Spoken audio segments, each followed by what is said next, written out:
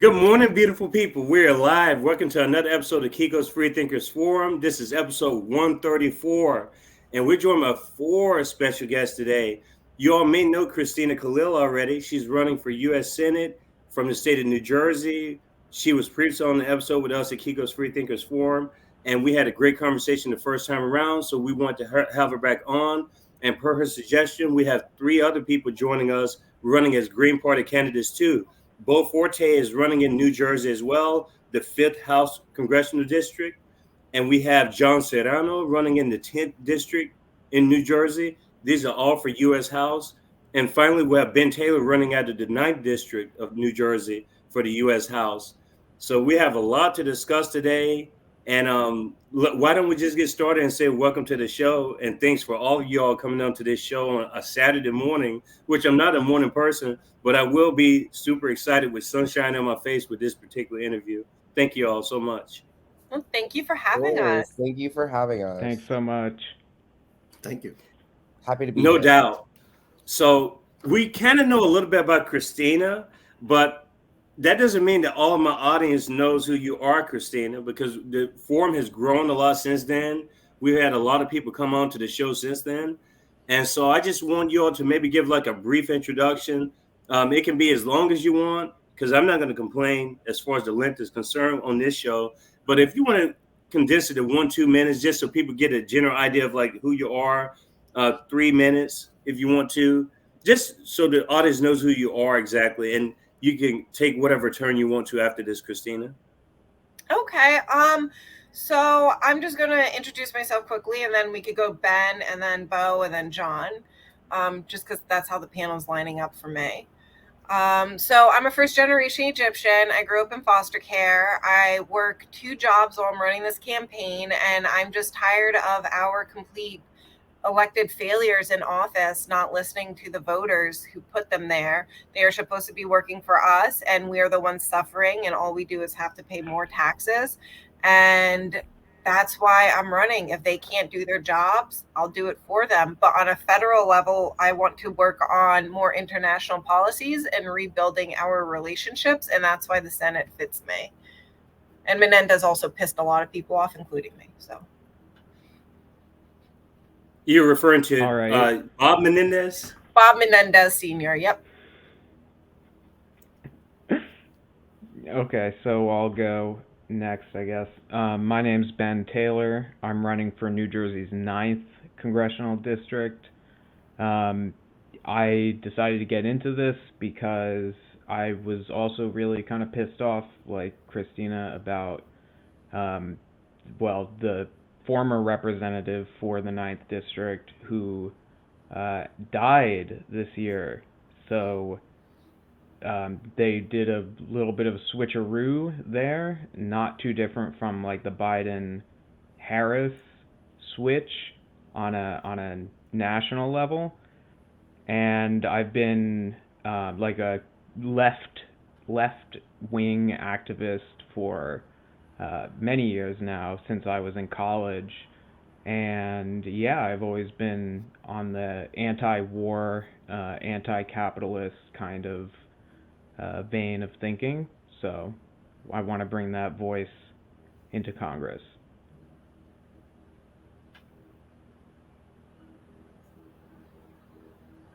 Wonderful. Either one can go. Either you can go, Bo, or you, John. Either. John, you have the honor if you want it. I will gladly take that honor.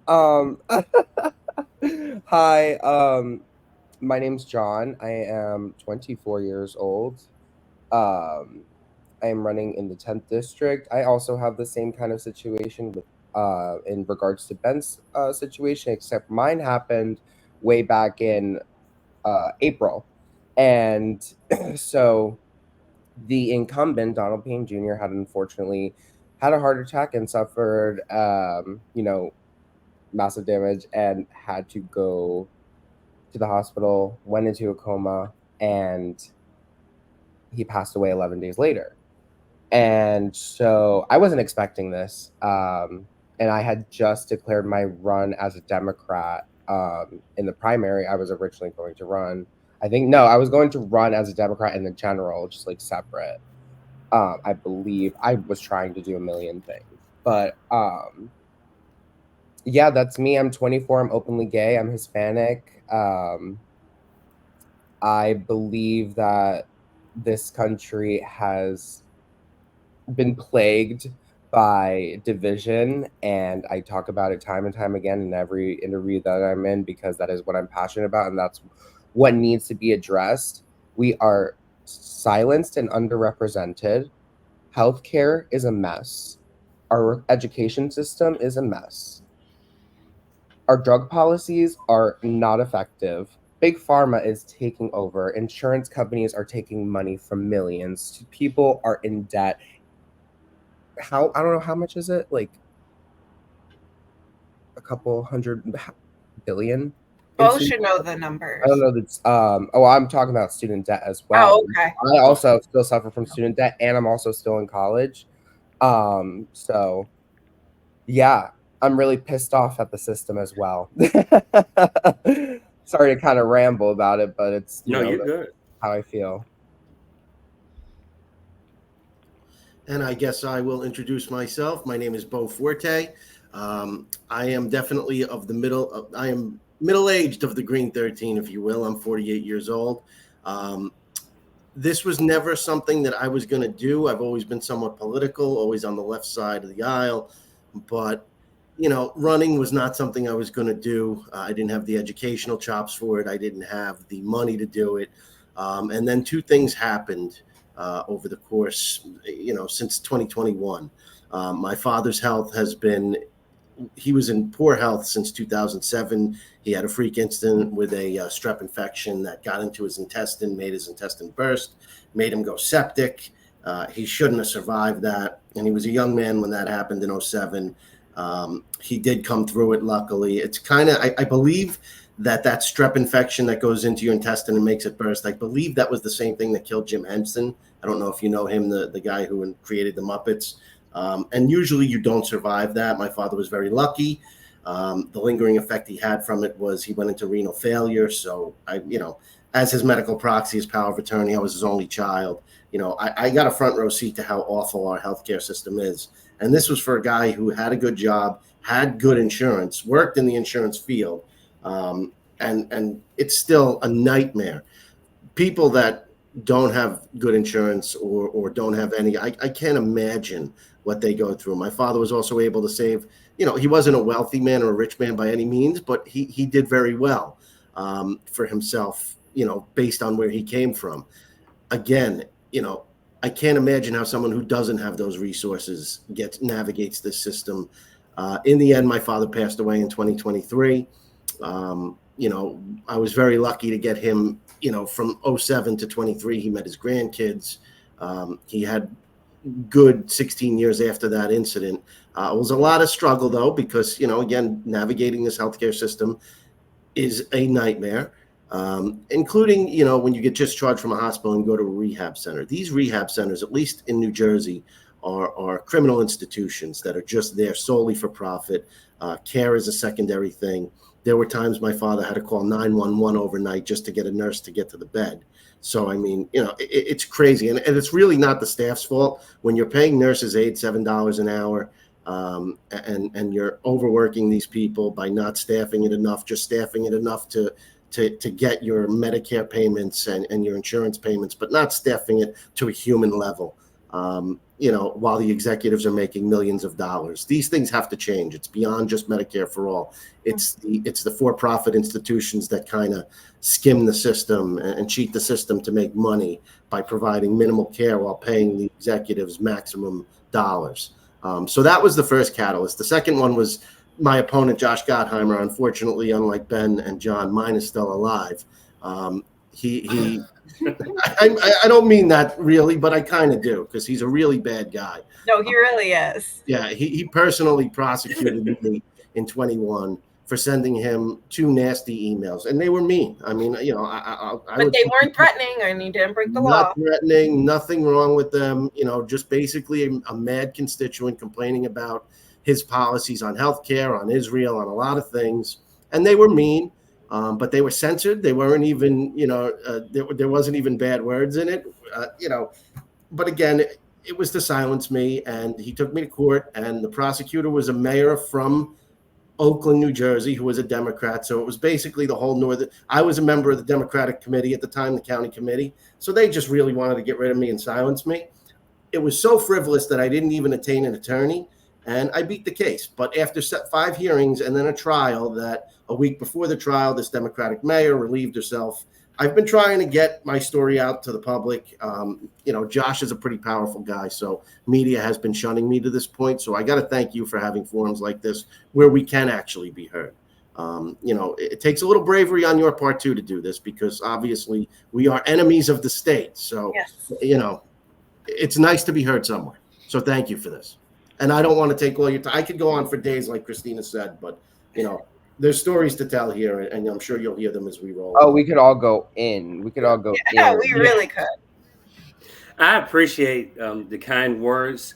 Yeah, well, it's not like I think we choose to be dissidents. Unfortunately, some things that people, I guess, take for granted, they should be relatively universal, I guess would be the word that I would use, because there's always going to be disagreement about things. But when we talk about healthcare, you all mentioned healthcare, student loan cancellation, human diversity, just big business in general, which is a capitalistic critique. Just even within your introductions, you've already brought up a couple of important topics that I know that a lot of Greens, or at least most Greens, definitely stand for as far as principles are concerned.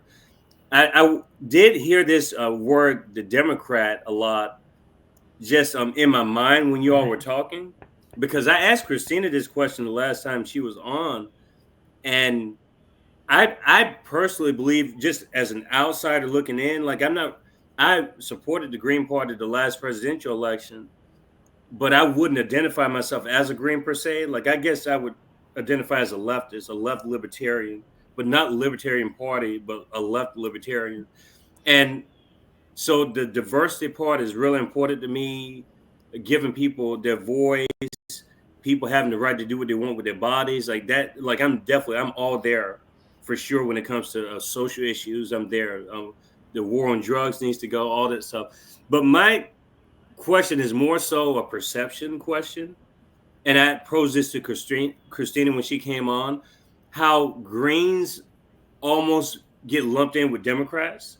And I heard you both say that you were associated with the Democratic Party, and you, John, too, you ran as a Democrat originally.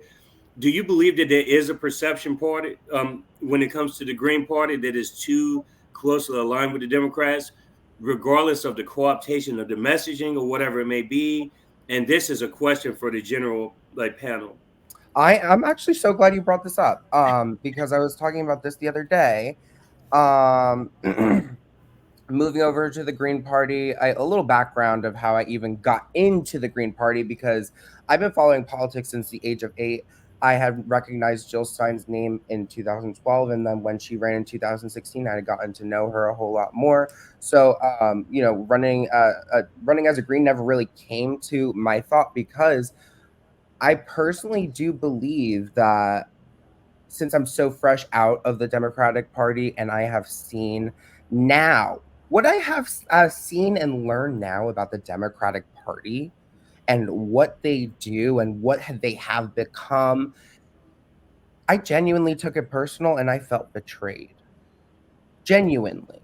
And I still do, I still, gain those feelings like all the time about like, this system has failed me. And the Democrats who I thought were, actually here to help us and try to make this place better, they're not doing their job. And it sickens me. And to just witness that, it's horrible. It's horrible. Yeah. I just want to answer that one. Coming back on the show and more time to process and think. The Democrats are more aligned now with the Republicans, except they lie. The Republicans will tell you what they're going to do and be honest about it. The Democrats are more toward extremist right wing and they are very huge when it comes to war and investing in destroying other countries. Like Biden passed recently over $300 million to privatize the mining that's happening in Congo. We don't need to privatize the horrendous events that's happening in Congo. We need to stop and invest that money into humanitarian aid and not send these children in to collect your I think it's uranium. Anyone here? No, I don't know what it is. Hey. Rare earth, I'm sure. Then you're various rare earth, yes, like metals, I believe. yes. Yeah. So, because these kids, their fingers are getting blown off, and they're getting blown up, and they're being put into harm's way, and the parents are getting murdered for defending their kids or beaten for defending their kids. So why are we privatizing this and investing in that kind of money when we need to be investing into developing more humanitarian relationship? Because you have Congo Americans in this country, and we need to make sure they're family and we represent their country, and we want to have that good holistic relationship. And so that's what I would say about the Democrats. The Greens are not related to the Dems in any way, shape, or form. Even AOC stole the Green New Deal from the Democratic Party. She stole it from Jill Stein's platform when she ran. And she didn't give it credit. It was all copy and paste. So the Democrats are better at manipulating, lying, and deceiving. And that's what the party stands for. No one can hold anyone accountable. Yeah. I'm going to piggyback on that for a second, too, because all four of us are from the northern part of the state. And anyone who's from Jersey knows the North and the South are a little different. But, you know. Boy, are they. Yeah, I think 90% of the Green Party, maybe more, and these guys can talk on this, are disgruntled Democrats. I mean, when you really look into this system. So when Josh, and I'm going to just use a personal example. When I first got the paperwork that he was suing me, or that he was pressing charges on me, he didn't sue me personally. He pressed charges on me, and you know he had friends. The judges, a lot of these judges are Democrats, and you know they pushed this forward. There was no case here. Any prosecutor, any judge would see this and be like, "Listen, this is," but they move forward with it, and you get to see firsthand how corrupt this party is, especially on a local level. We have party bosses. So when I go to the Democrats and say, hey, this is your guy, are you guys okay with this? I get completely ignored. Democratic county executive, Craig Guy, and James Tedesco. I mean, these are supposed to be people who advocate for the citizens. And when you go to them, they act like you're not there. They act like you're crazy. And yeah, I'm going to name names on this because I don't know how many people Josh Gottheimer, who I'm running against, has done this to. When the charges came and I called the courthouse just to see if this was a joke, the court clerk told me it's not a joke and literally apologized to me. She's like, I'm so sorry. You know, she said this to me. She said, Josh is being a baby. I would never vote for him. Now, when does a court clerk say that to a defendant? You know, I mean, it was surreal. And then being a member of the county committee, which I did because I wanted to help Bernie win in 2020. And I thought the Democrats were going to stifle him again, which they did. They just did it in a different way. And then Bernie sold out too. Yeah. And then, you know, listen, we have our differences on Bernie. It's going to be hard for me. And I've talked to Christina about this. To me, Bernie Sanders is kind of like Bob Dylan, where he paid his dues, moved the cause a lot. And now, you know, whatever he's going to do, he's going to do. Like Dylan is not a protest guy anymore, but he's given us so many anthems that we've moved forward with that he kind of gets a pass. Bernie's moved us into a position. Listen, I don't believe the Green 13 would exist if Bernie Sanders didn't run for president in 2016 and inspire a lot of people. So I get it. I understand people's anger with him and dismay with him because he has kind of coalesced into a Democrat now. But at the same time, I think he's moved the ball enough that I got to give him some credit for where we are now. Honestly, I give my credit, even though I don't support either of them, and this is not an endorsement. But AOC and Donald Trump, both of them were severely unqualified for running their positions. And I said, if they can run and win, I can run and I will actually Exactly. Also, Yeah, exactly. I also just wanted to pick up off of Beau when he talked about Bernie Sanders, just because I think I should have realized back in 2020 that, like, because I didn't vote for Joe Biden in the primaries. I voted for Bernie Sanders. And I think I should have known then that that was when I was like making my little green shift, but hey, looking at it now and here I am. Yeah. Ben, do you have anything to add as far as the perception problem that I see with at least a nationally perception problem? Maybe not a local level, because that's another issue, is the presence of third parties at local levels is pretty Right. obsolete, especially in, I mean, I'm in Middle Tennessee right now, and I can't tell you a person that's a Green that I know of personally in the state of Tennessee. I mean, I know a few people who say that they've supported the Green Party, but people who are like, oh, I'm a part of the Green Party USA, I haven't seen it. But do you see the perception problem? Yeah, so I think that's an interesting question. It's funny because I have heard this a couple of times in my campaign so far, where I have heard people say, like, isn't so Green is kind of like sort of like a Democrat, and I'm like, no. But I've heard that, so it's an interesting question. There's, I think, maybe two things that I would say a lot about this, but there's maybe two things that I would bring up. The first is kind of has to do with something Jon said, which was when you mentioned that you've been following politics since you were 8, and that's kind of why I think that people in politics are a little bit afraid of people our age, Jon. I'm 25, Jon's 24, and Definitely. for us, a lot of our formative memories, if we were paying attention to politics when we were young, which surprisingly a lot of us did, were from the Obama administration, and then the horrors of the war machine under Obama were some of our first political memories. So I think that that's it's a whole lot different from even people who were just, I don't know, 10 years younger than us or older than us, seeing the Bush administration and when they kind of solidified that neocon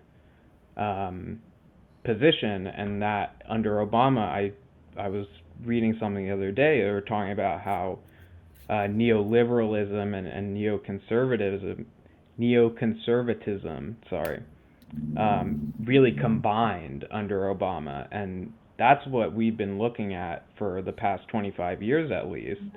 And it paints the Democrats in a very different picture for people like us. It's very much like, since I've had memories, the Democrats and the Republicans have been exactly the same. So it's hard to kind of tease that apart. The other thing that I would say is, yeah, kind of related to like Beau's points of the way the Democratic Party works in New Jersey in particular, is very, very difficult. And so for example, I'll bring up an example in my race. The incumbent died this year, and the Democratic Party bosses had maybe two weeks, maybe less than that, to pick the replacement. 4 days. 4 days. 4 days from the announcement of everybody who said they wanted to do it, and then somebody decided not to 3 days after that, and there was no vote. So obviously there was no primary because the ship had sailed on that one. But there wasn't even a vote within like the county parties. No, the county committee never got to say nothing. And 5 people jumped into that race right away. Yeah. It got handed. Yeah, and then one by one they just dropped out on their own. Who knows? Right, one by one they got tapped on the shoulder. What they were promised. Right, they got tapped on the shoulder or and they threatened. said, you're not doing it. And and so that's what happened. So the person who got slotted in is, of course, a total supporter of the genocide in Palestine, and that's really problematic, I think, for the Democrats in this district because, and I don't understand this from like a strategy perspective, but my district is home to a city called Patterson, and it has the highest percentage of Palestinian Americans out of any city in the entire country. It's the biggest city in the district, so it's horrible because especially the Democrats think that this is one of those deep blue quote unquote districts, and the Democrats think that who they pick, these three county bosses pick, is just going to be the next House representative. Yeah, and so they're slotting somebody in a district that they know is highly Muslim, and there's obviously the largest Palestinian American community percentage wise, and they slot in a Zionist to be the representative. I mean, it's total, like, it's a scandal nobody's talking about. So, and I'm just let me just throw something on top of that, Ben. And I know you know this, but this is how crazy it is in North Jersey. So this woman Nellie Powell, who has taken over for Bill Pascrell, who died in Ben's district, who's going to run for the general, in the general. 30 years ago, Bill Pascrell was tapped to leave the New Jersey Senate and take that congressional seat. And when he did, she was put up to replace him in the state Senate. 30 years later, when he dies, the same woman is now being tapped to take over his congressional seat. So in a district of 800,000 people over the course of 3 decades, they're going to try to tell you that the best people for the job are the pre-selected people that have been there for decades. It's right. The corruption. The pre-selected people that have made their voters suffer for years after years. These are the people that allowed mortgages and rent to get out of control, to let inflation get out of control, to support their corporate donors. And so these are the worst people. These guys only cater to their corporate donors, not to the voters. And other bad entities. So the Paramus police force was basically taken over federally by the FBI because it was so corrupt. And then you find out that Bill Pascrell, out of all 435 members of the House, took the most money from police organizations. Wait, when did Paramus get taken over by the FBI? Patterson.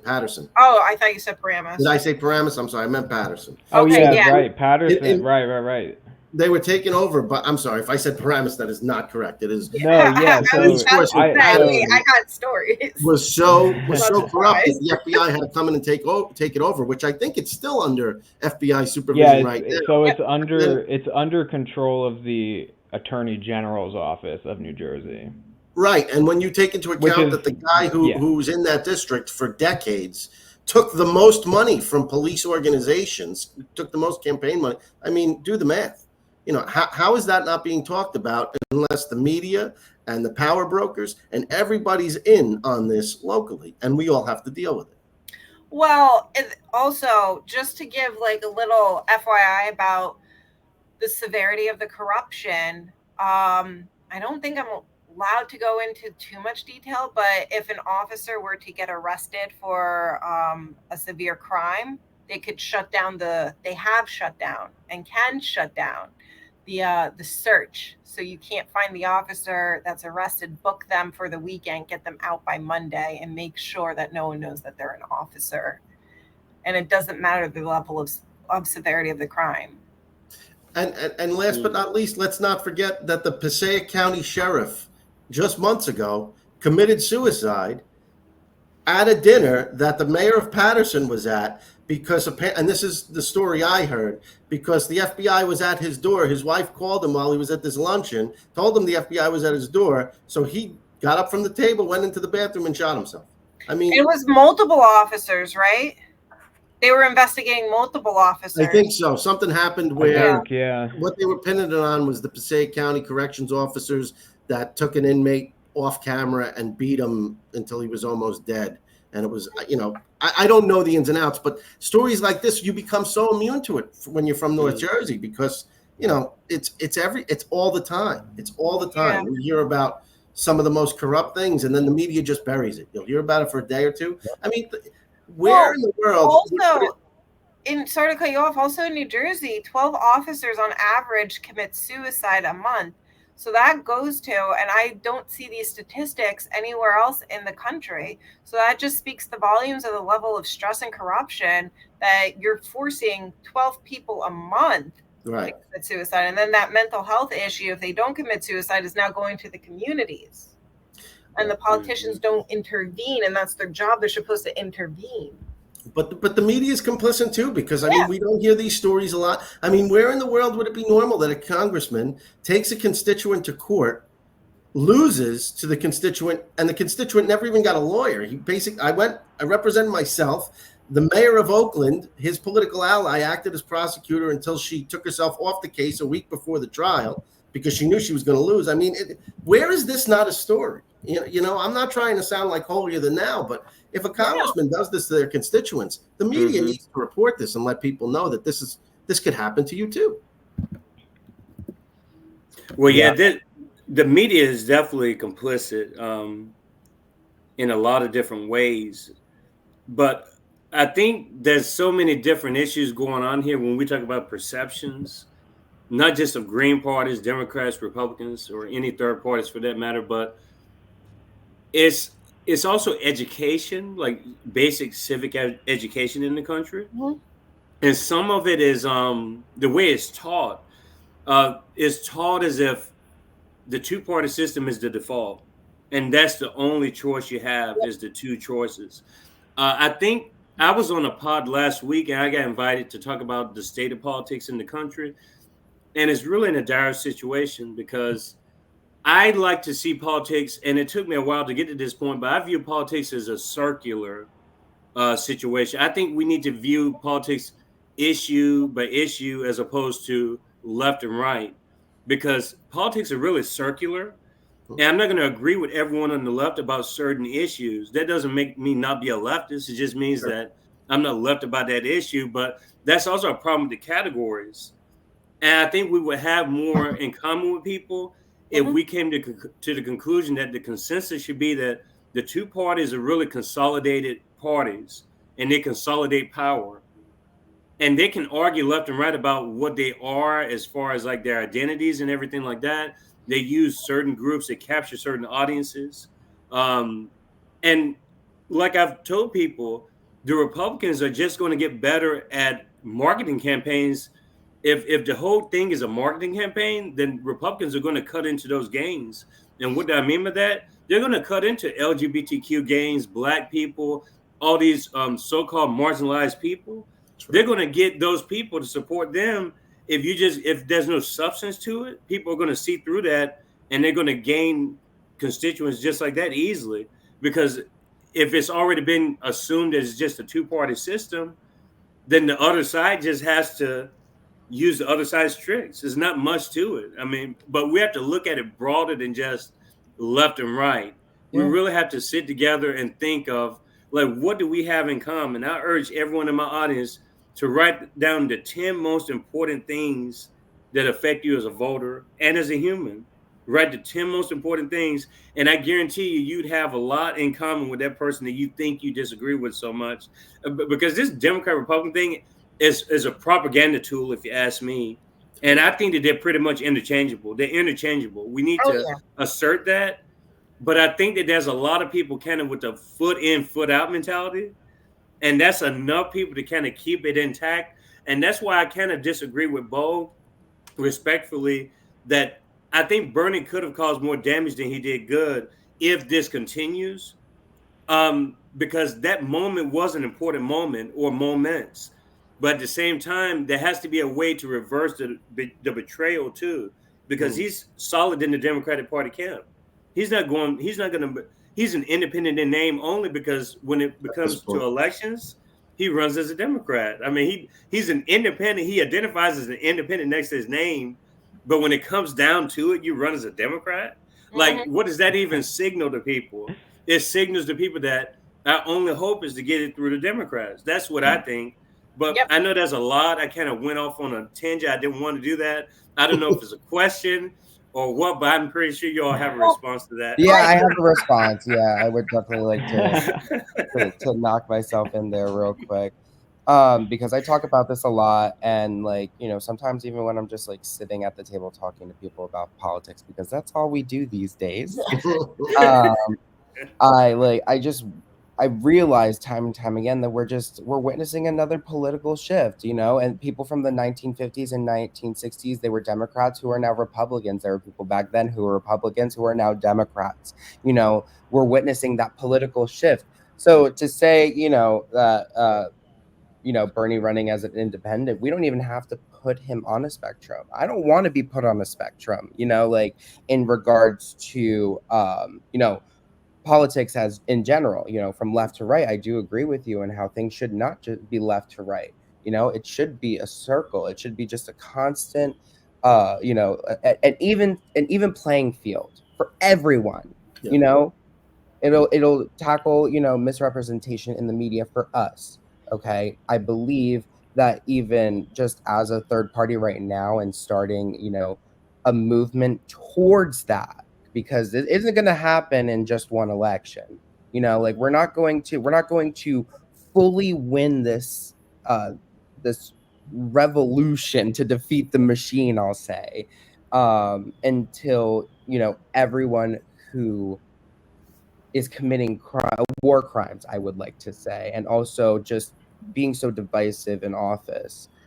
Um, I really think that that needs to be tackled in order for us to reach that full circle of just pure democracy and equality, and, you know, just a proper and firm understanding. And back to a time where we just didn't care so like much about what everyone else is doing behind closed doors.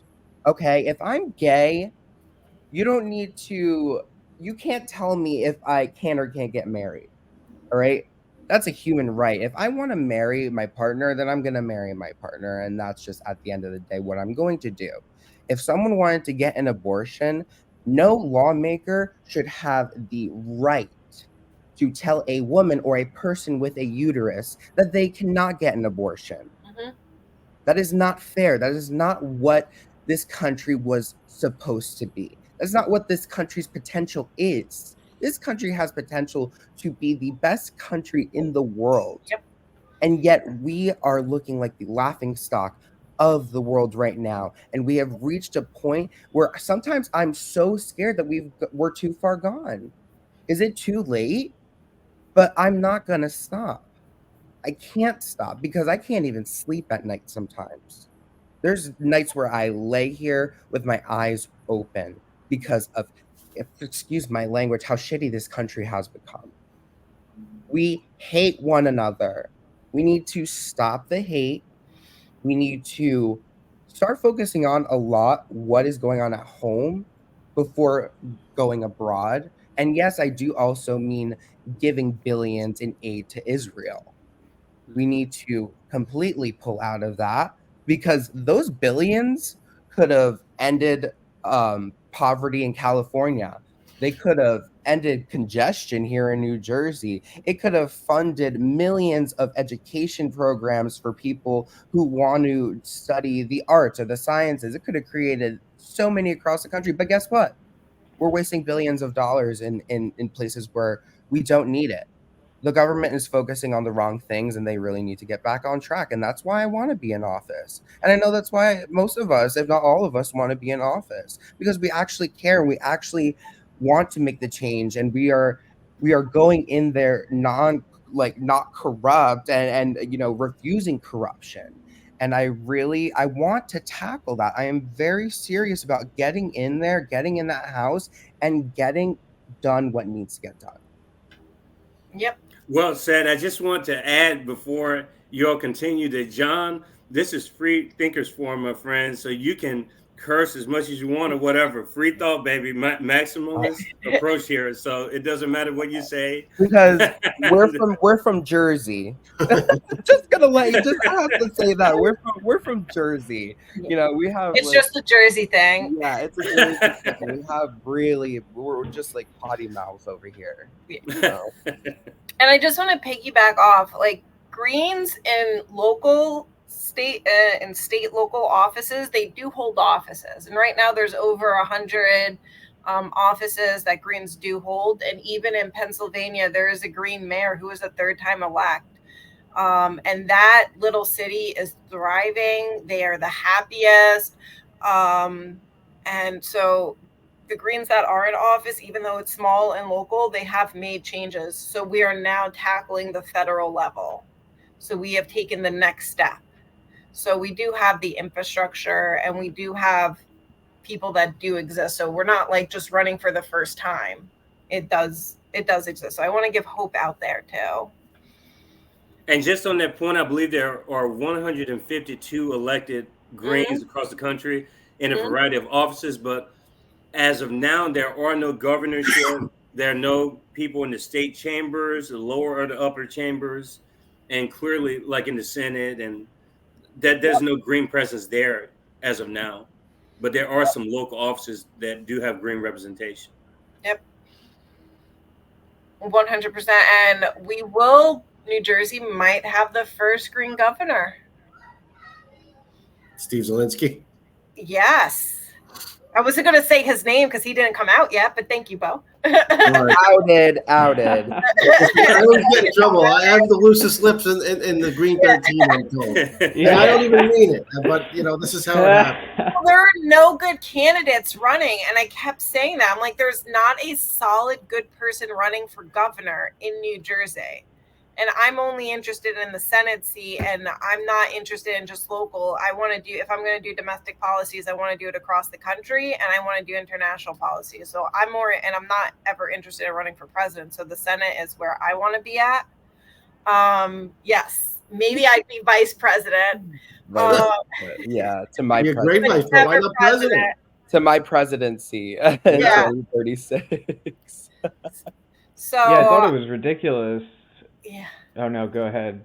Oh yeah, no. So when the Green stepped up and said that they were going to run for governor, I'm like, oh, thankfully we finally have a good choice, because you look at every single person running, they are all corrupted, they are all in pockets with each other, and they are all friends with each other. They have always, they are just, it's too disturbing at the people in office. And even though I'm not a fan of Phil Murphy now, but Phil Murphy, when he first got in, those are his first term Murphy, those are big shoes to follow. And COVID Murphy, I will say. Well, we don't want to be COVID Murphy.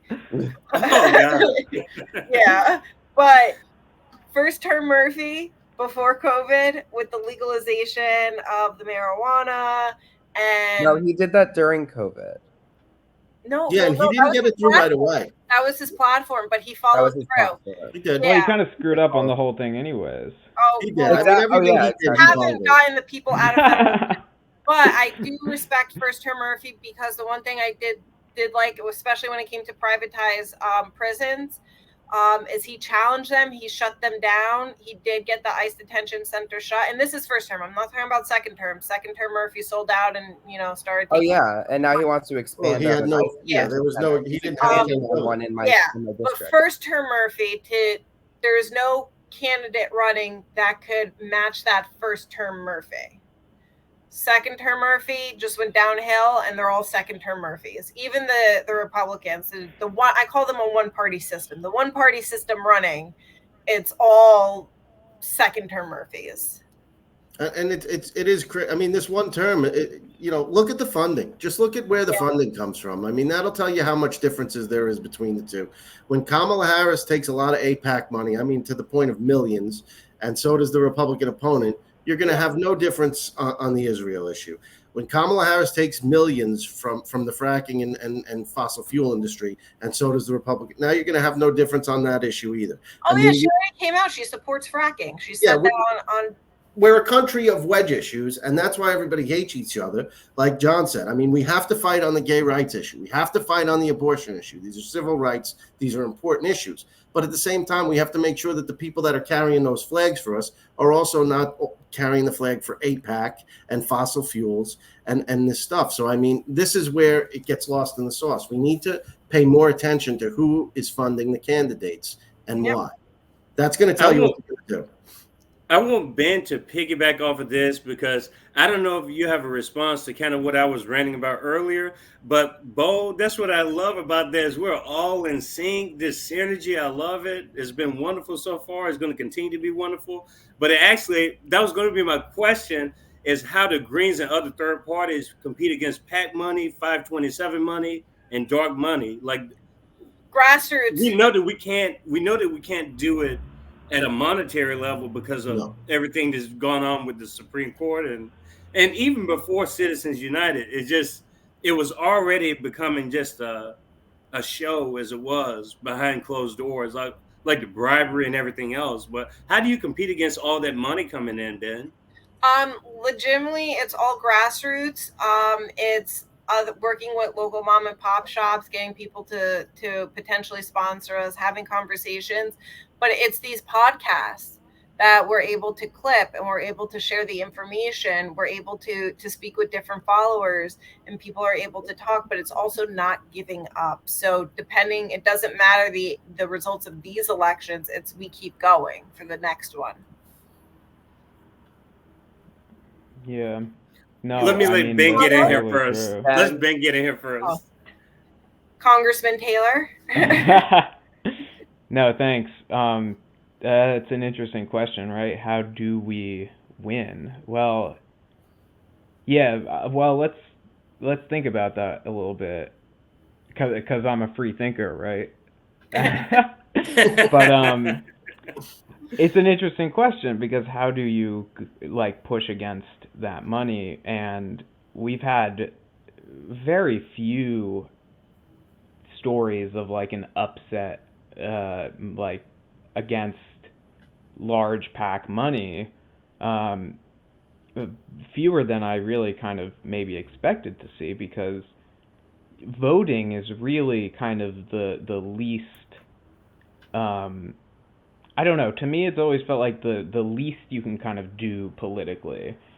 And it's to me it's just kind of bizarre that we don't see more votes cast for third parties, especially in some of these down ballot races. And I thought so, and to go back to way back, you were mentioning the 152 Green elected officials, and I thought it was really funny that AOC is saying there's no down ballot Greens, and she doesn't know that in her backyard in New Jersey we have a Green 13.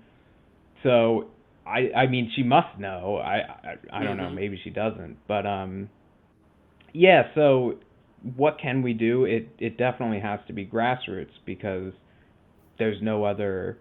There's nothing else that at least voting wise that can bring people out to support candidates who are running third party. This is a pertinent issue, and I think something that we need to talk about more, especially as we kind of, like Christina was saying, as we're moving up in the Greens, as we're trying to get elected higher up the tickets and toward these federal elections, because that would be a huge blow to the establishment if a Green gets into Congress. They'd be like, what is going on? They would be really worried. And I think it depends on, it kind of almost goes back to the perception issue, because there is something to be said about how well are we doing our jobs of making sure it's clear that the two parties are evidently one and the same. And I think we've been doing pretty good on that.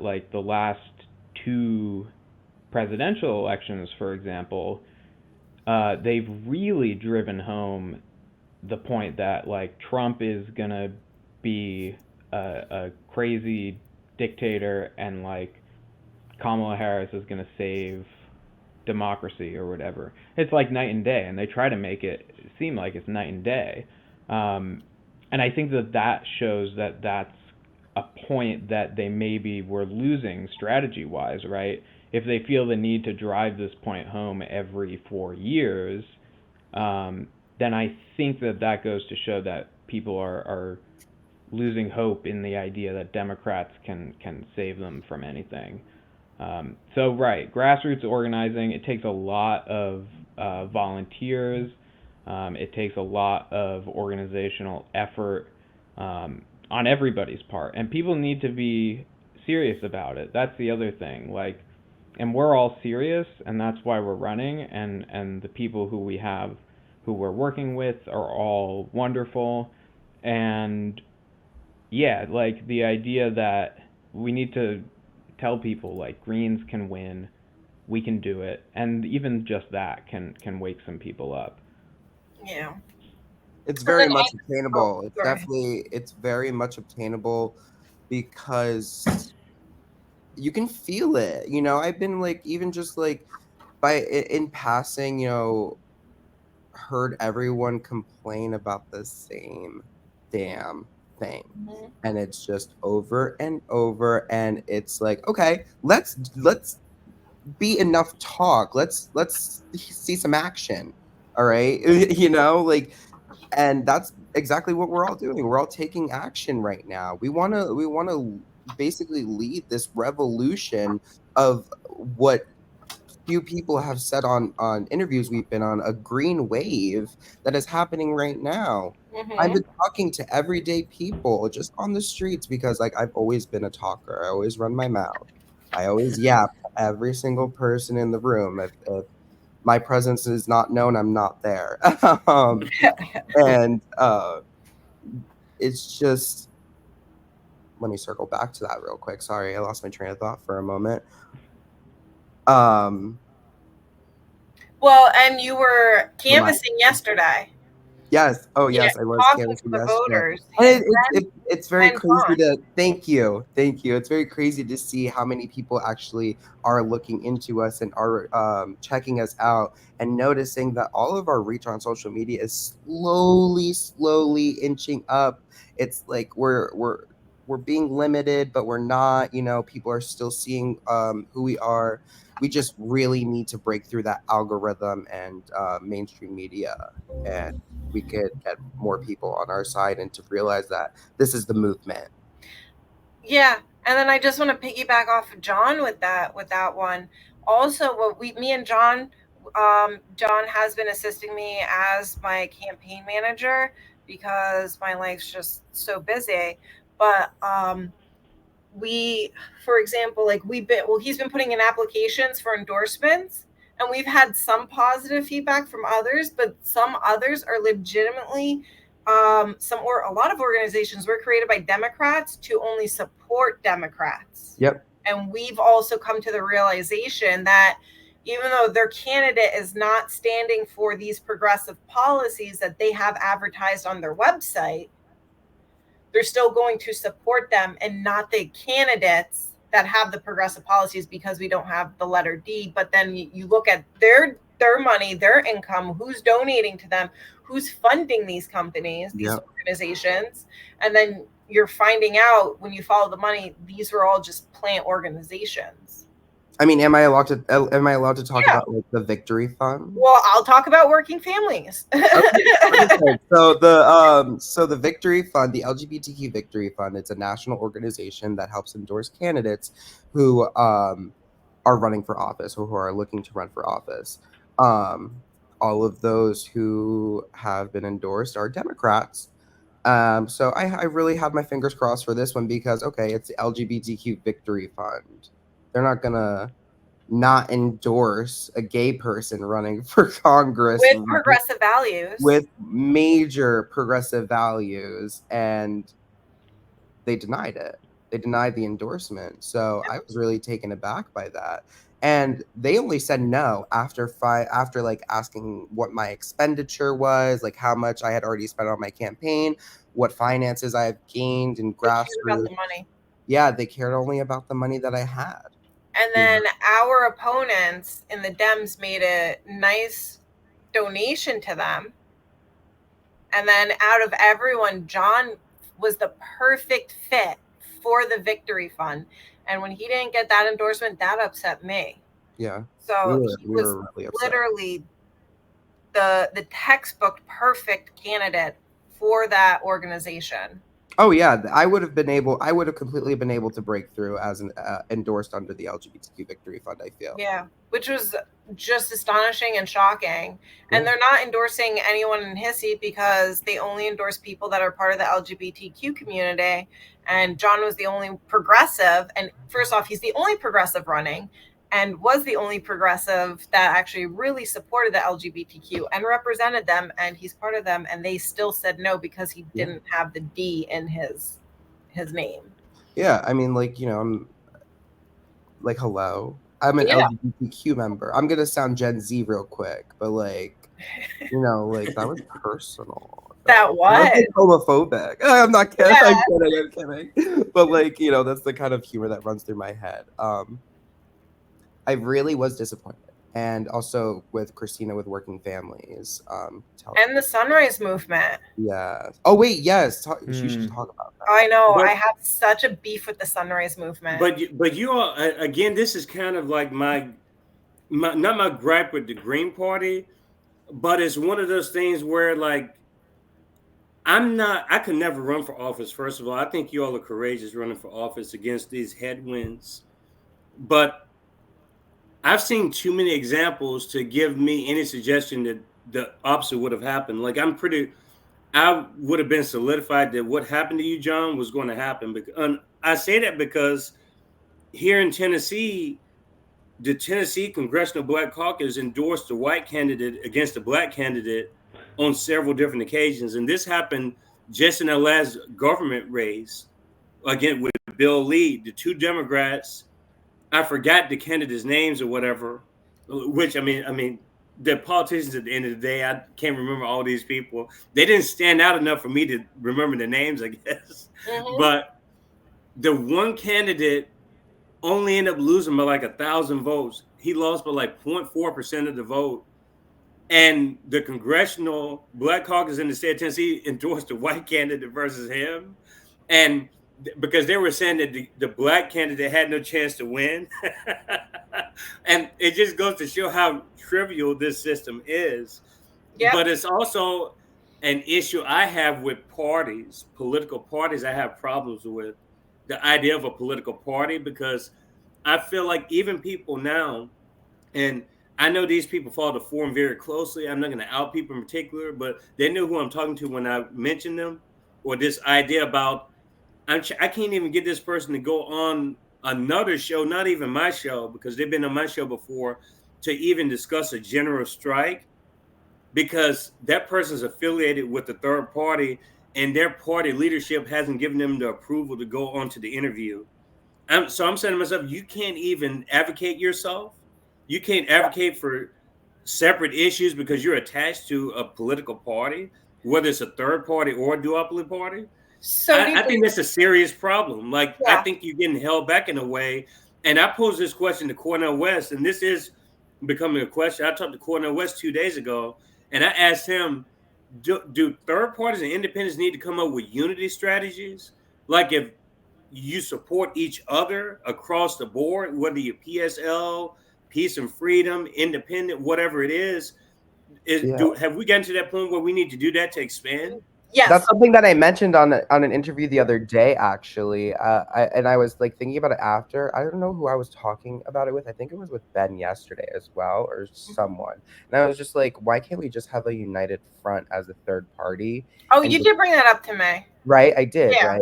Why can't we just why can't we just all go behind a united front, regardless of whether you are like a libertarian, a green, or any type of that?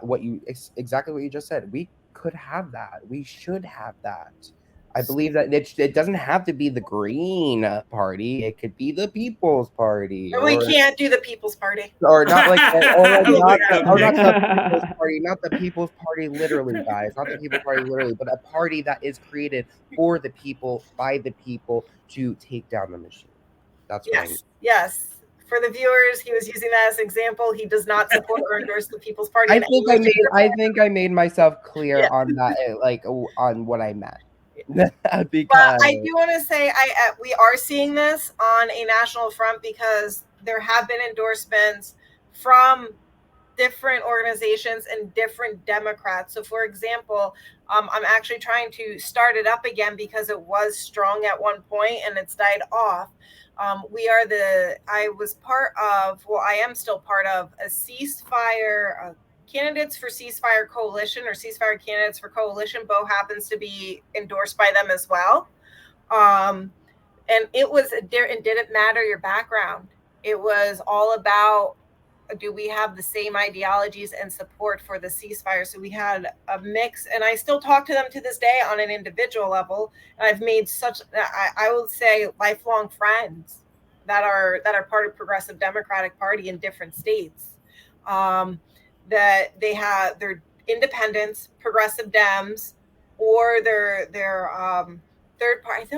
I think we have one PSL, maybe some libertarians, but even in the state of New Jersey, we have gotten endorsements from progressive Dems verbally where they've been at a speech and they have said, vote for the Green Party after their primaries. Look, I'm not in the race, but you have a full slate of candidates that are for a ceasefire and real progressive policies. So now we're starting to see that within a lower local level of the Democratic Party. And I recently got an endorsement from Vic Kaplan, who's running in New Jersey for the House of Reps. He came out and publicly endorsed me. So we're moving toward that united front, and that's the direction I'd like to continue to see. And I get a lot of slack for this too. And Ben will tell you, Beau will tell you, Jon will tell you, I will go meet with a progressive person, and I look at the individual's policies, their platform. I don't look at their party. I don't judge a person based off their party. I judge a person based off, if they support, certain people within the party. But I listen to them and say, okay, I love what you stand for. We have a lot of similar goals. How can we help each other? How can I support you? I want to introduce you to some great other candidates. So it's all about introductions. It's all about growing the movement. It's all about building this progressive united front. And when you have that, we focus on that foundation, we focus on the unity. That to me is the biggest way to tackle these corporations, because they have a strong roof, they don't have a strong foundation, and it's crumbled. What's happening in Palestine right now, that's already destroyed the Democratic Party forever, and that's a huge stain and division that's not going to go away. They have had people resign. They have killed families of Palestinian Americans. They have even killed Palestinian Americans, and they have said their lives do not matter in this country. Their lives don't matter overseas. The surviving family members here in this country get punished for grieving their families. They're not allowed to cry. They're not allowed to be sad. They get fired. They get doxxed. They get harassed. They get physically and verbally assaulted for mourning their own family members and speaking on it and saying, I want you to stop killing my family. So that's where we're at, and Palestine was a huge wake up. It brought exposure to Congo. It brought exposure to Afghanistan. It brought exposure to Sudan. We had Obama that did bring exposure to what was happening in Libya, but now we are now seeing on a global scale what is currently happening, and how we impacted and destroyed so many countries. We poisoned the waters of Congo. We poisoned the land in Palestine, and we're destroying the climate. We are the number one climate destroyers. And that's why I have a beef with the Sunrise Movement, because they only target Republicans. They do not target Democrats. That's because they are Democrats. They are. I always associate them. Yep. But that's the issue. The only thing I would say with what you said that I would disagree on is that I I don't have an issue working with Democrats, but I believe that there needs to be a movement outside the duopoly first that has a solidified structure of some kind before we start. I'm not cutting deals, but before we start getting the sympathies of the Democrats or whoever it may be, we need to work on a united front outside of the duopoly and we're first working before we towards focus that. on. We are working towards that because we're, at least for me, and I do get a lot of pushback. I stopped associating people with parties, and I do speak with people. I have met with people, and I will continue to meet with people. And I do challenge people, and people challenge me. So it's just, it's about your policies, your platform, and what you really want to bring to the table, and then not even your party. Now, if the goal, if we were to support, a progressive Dem, how do you challenge the party inside? Do you follow your contracts, or do you come out and you continue to support the progressives? So we do have these conversations, but it's so nice to see progressive Dems that have names, that like John Hugh was one of them at a Palestine protest. They gave him the option to speak, which was beautiful. And he said during the protest to vote for the Green Party. We have a full slate of candidates. He gave us a public endorsement and spoke so highly of the Green Party as a progressive Dem. And he's someone that has his own foundation and his footing, and he's been in this for years. And that was really nice to hear. So we're looking at policies now. We're not looking at people or parties, at least in my perspective. And that's what I'm viewing as. I unfortunately haven't gotten the same response. I'm very disappointed with supposed progressive Democrats in my district, who I expected maybe not to come out and carry my flag, but at least give a nod this way. They know how dangerous my opponent is. Someone who actually ran against him in the Democratic primary, who was a great candidate. I supported their campaign. I fully, from what I understand, they are now a member, or they work for the Working Families Party. But, they got completely discounted in the primary. I mean, this is where the Democratic machine, stifled their candidacy, didn't give them a lot of time, didn't allow the county committee to vote on who was going to get what New Jersey calls the line, which luckily is gone now. But the county committee is supposed to vote on who gets what they call the line in the primary. And they wouldn't even let us do that. They just protected Josh Gottheimer. So when push came to shove and I decided to run in 24, I expected a lot of these people to come out and support me publicly, and not one has yet. So it tells me that they're married to the Democratic Party and still have political aspirations of their own, and don't want to have this come back to haunt them, that they endorsed someone outside of the party. And it's disappointing because, this is way beyond party politics at this point. This is about who's going to be better for humanity. And different than what John was saying before, I don't want this job. I hope that there is a revolution and people like John, Ben, and Christina lead it. That's not what I'm here for. I simply want to get rid of a really bad apple. And if I did happen to win, if I was so blessed to get the support of the district, I just couldn't see myself doing this job for more than a couple of terms. Not because I'm pro-term limit or anything, but because this is not something I envision doing. Now, they say the best people for this job are the people who don't want it. Hopefully, I would get to prove them right. But in 4 or 6 years, I would try to endorse someone who I believe is more fit for this job and would be better at it, and hopefully see them succeed me. Oh, no, I want it. Oh, no, I want this. And you know why I want this? And I'm going to be very, forget about all the serious business bullshit that we're doing. I really, really want this, and I share it with my friends. These three I do consider my friends outside of work, and politics and all that. But my babysitter.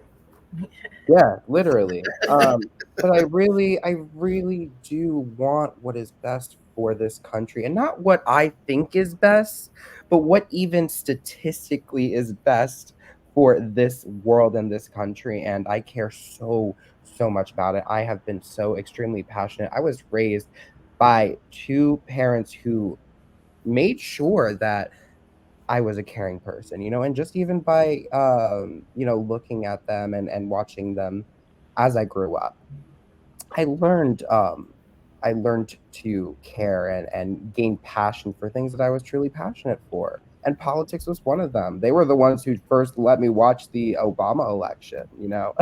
So shout out to them for that. But I really lost my train of thought. Come back to me. Well, no, you were talking about your parents, why you really want this. I really just want a difference. Mhm. I really just want a difference in this world. I don't want to change everything. I don't want to just do a full 180 on this. I want us to make the change that's necessary. And that's why we need everyone behind us. We need everyone to build us up, because I'm not just doing this for myself.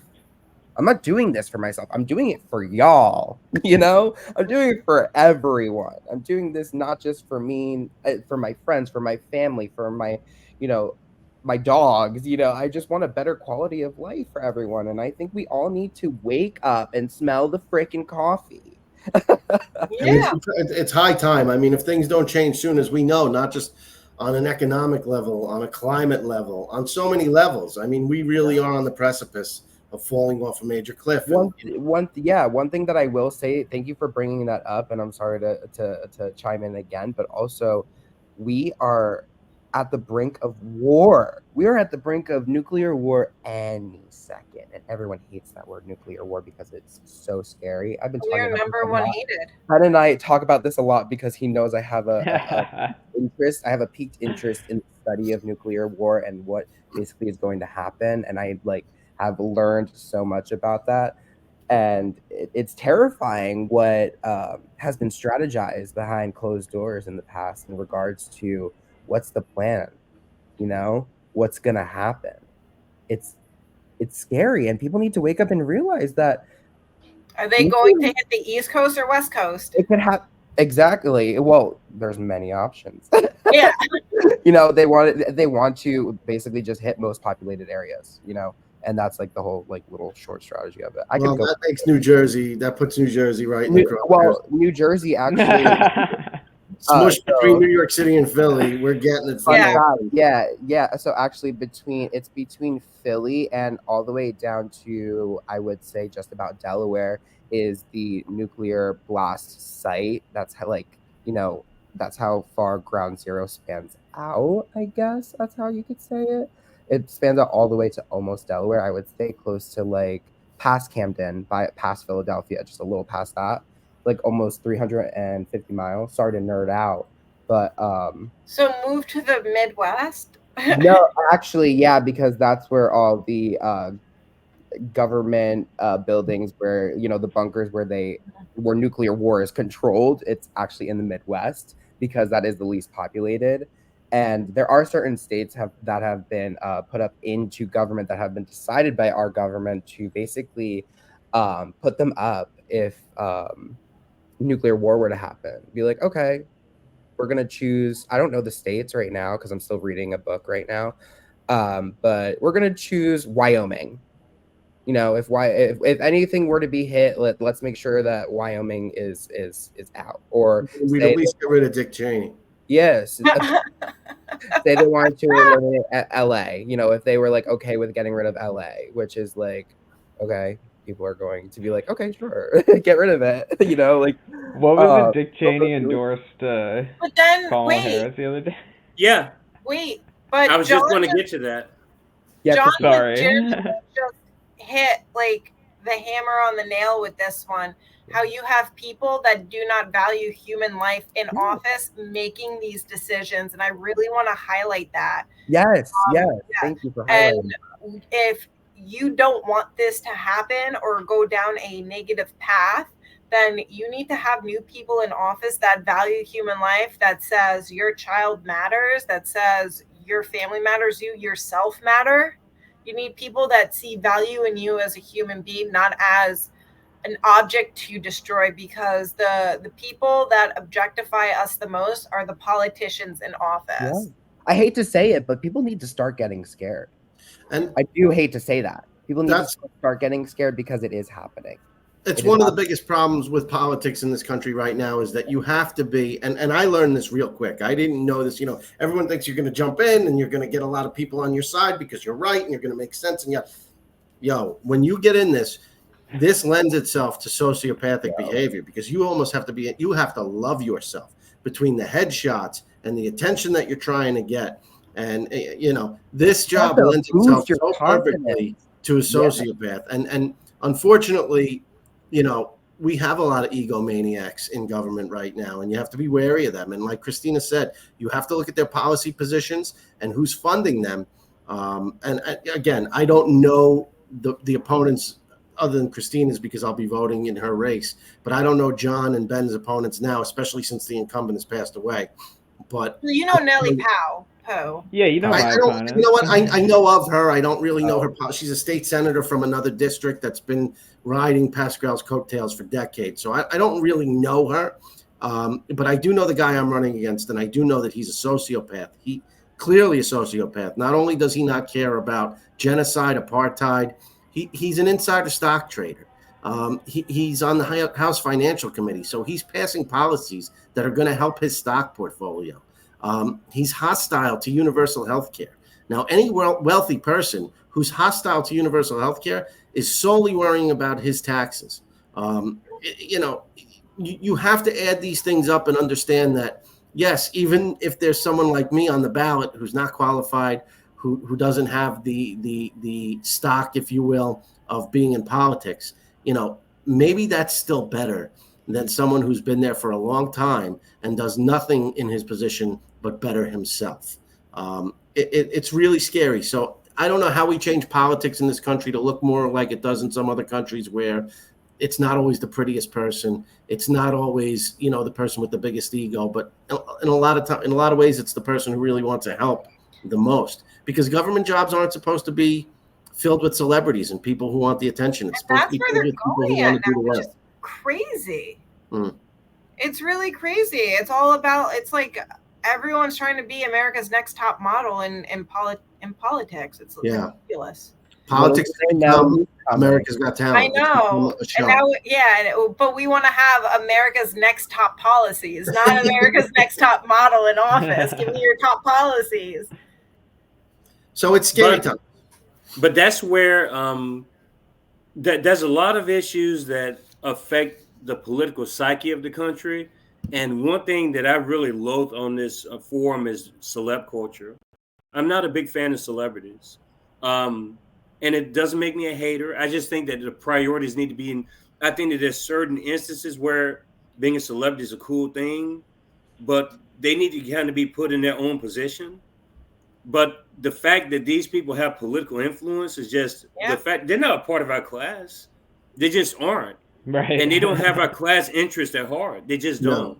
And some never have them. And I'm with you, Kiko. I'm 100% with you. But it's not being conveyed that way. Like, I can't even think of 5 celebrities that are A-list, B-list, D-list celebrities that are openly like, screw the two parties. I can't even think of 5 of them.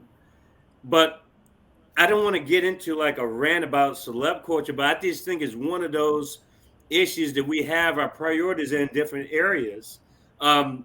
The politics of this country play a lot to me on generational divides and shifts. Yep.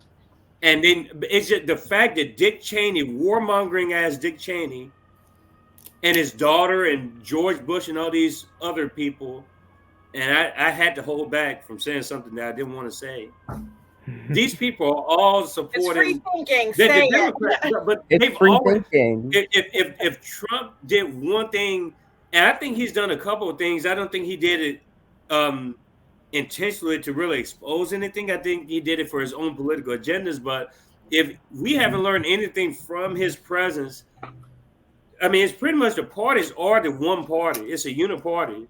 Like the fact that these people 20, 23 years ago were so unpopular, got us in all these wars, and now they can just safely be Democrats. Like, and the Democrats are like, "Oh, come this way, let's defeat Trump." It's so funny. I'm like, this is suddenly like, W is a nice guy. It's crazy. Yeah, I saw a tweet yesterday on well, I guess an X post, where they had reported that Dick Cheney's daughter said that he's voting for Kamala Harris, Mhm. and someone quote tweeted it with like, "Okay, thanks, we really needed this information." Like it was just. It's like being endorsed by Satan, and Democrats are. Yeah, it should be an anti-divorce. I mean, That should be an let's be fair. anti-endorsement. Like, I'm old enough to remember when Bush was elected in 2000, that short period of time from his inauguration up to 9/11, where we were very unstable and people really believed he stole the election, and nobody. And then 9/11 happened, and everybody coalesced and said, "Well, now we have to follow the president, whoever he may be." That really saved his presidency, probably, and it's horrible. But it took a horrible event to make the country kind of gel together, which seemed to last till 2008 and Obama's election. And then that kind of really showed how racist the country still kind of is, because a lot of the backlash on Obama had nothing to do with policy. Most of Obama's policies, especially when he jumped in office, really helped working people. But you saw in rural areas that, it really simmered up the racial tension that we kind of wanted to believe wasn't there anymore, and really bubbled over in 2016. Because if there wasn't an Obama, unfortunately, there probably wouldn't have been a Trump. And I think it was the guy on CNN who said that the Trump election in 2016 was a white lash, and a lot of conservative media made fun of that. But he was right. I mean, and that guy's not right often, but when he said that, that's what happened. I mean, it was such a bubbling overflow of tension from middle America, rural people, working people, unfortunately, who really believe that since they've been getting kicked around for decades, we needed someone from business like Donald Trump, who was born wealthy, because born wealthy people always hear what the working class needs, right? I mean, it's so preposterous what we do and how we think, but it is what it is. And, people forget about that. The point was that people forget about that little 10-month period or 9-month period from inauguration to 9/11, when Bush was not, his approval ratings were so low, even in Republican circles, until 9/11 came and saved his presidency. Yeah, and I just want to piggyback quickly off of the celeb culture thing, backpedaling a little bit, because I want, and I hate to say this man's name because I even have him blocked on Twitter, and I call it Twitter, because he could go, where the sun don't shine. But Elon Musk. Ugh. All right. Oh yeah. Trump said something during his debates, and that's where it opened my eyes too. And this is not endorsement, because I don't agree with how he behaves or acts or, anything. But he said, I'm only doing the tax policies and tax cuts that you guys do for yourself and your corporate donors, something along those lines. And then you have the AOC, who is obsessively targeting Elon Musk and says, your money needs to go do this, your money needs to go do that. And then you have people that target Jeff Bezos. And this is not an endorsement or support for mega billionaires because they should be taxed. But you have the people in office who are making these complaints, but they will not write the policies to change them, to have them pay the taxes. So it's pretty hypocritical when you see it from a broader perspective. So you have these people that attack Jeff Bezos. Of course he's not going to give a crap. You're never going to change the policies. Of course he's going to get 5 mega yachts. Why would he do anything? He could get away with it. All you're going to do is talk crap about him online. And same thing with Elon Musk. Of course he's not going to send the money to end world hunger. They're like, it's not my responsibility. If it was my responsibility, you would write the tax policies to make it my responsibility. So it's at the end of the day, if you want the money to be taxed, to be used and utilized for good reasons, you need to have the right people in office that are actually going to write these tax policies in order to make the changes.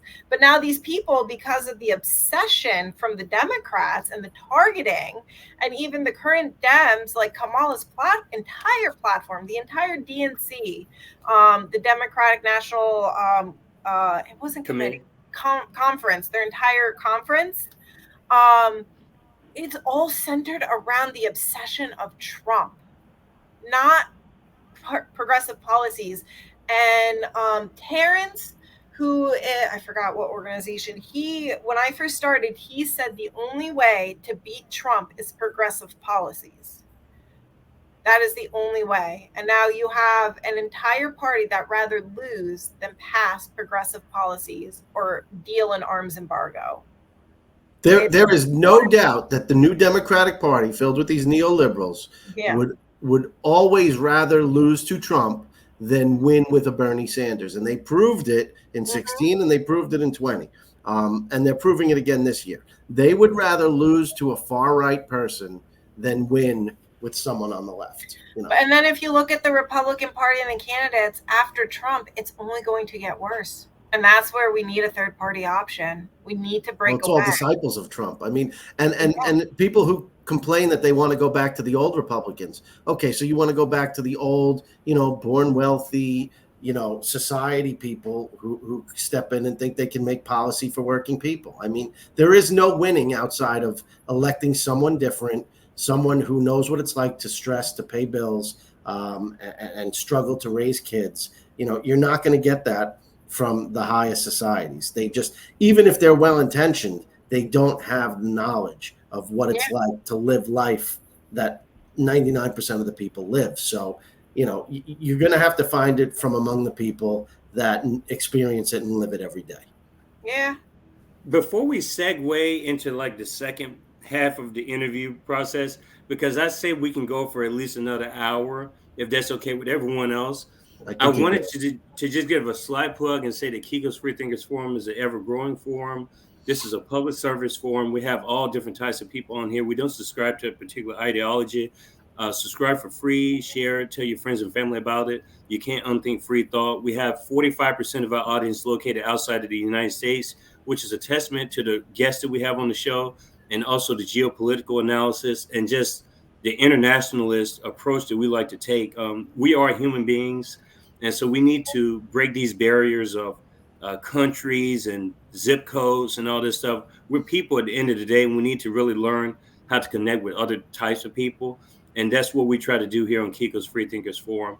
I wanted to get Ben involved with this particular question about green policies, especially because we've talked a lot about the duopoly so far. And I want to kind of segue into what Greens view or through a green lens, like what people actually envision as far as politics and the world itself. The Green New Deal, I always hear this come up. I'm assuming that all Greens subscribe to the Green New Deal, but my question would be, do you emphasize a particular part of the Green New Deal? And can you kind of explain to the audience, or if you're talking to people in the streets, how do you explain the Green New Deal to people from your perspective? Yeah, so that's a good question.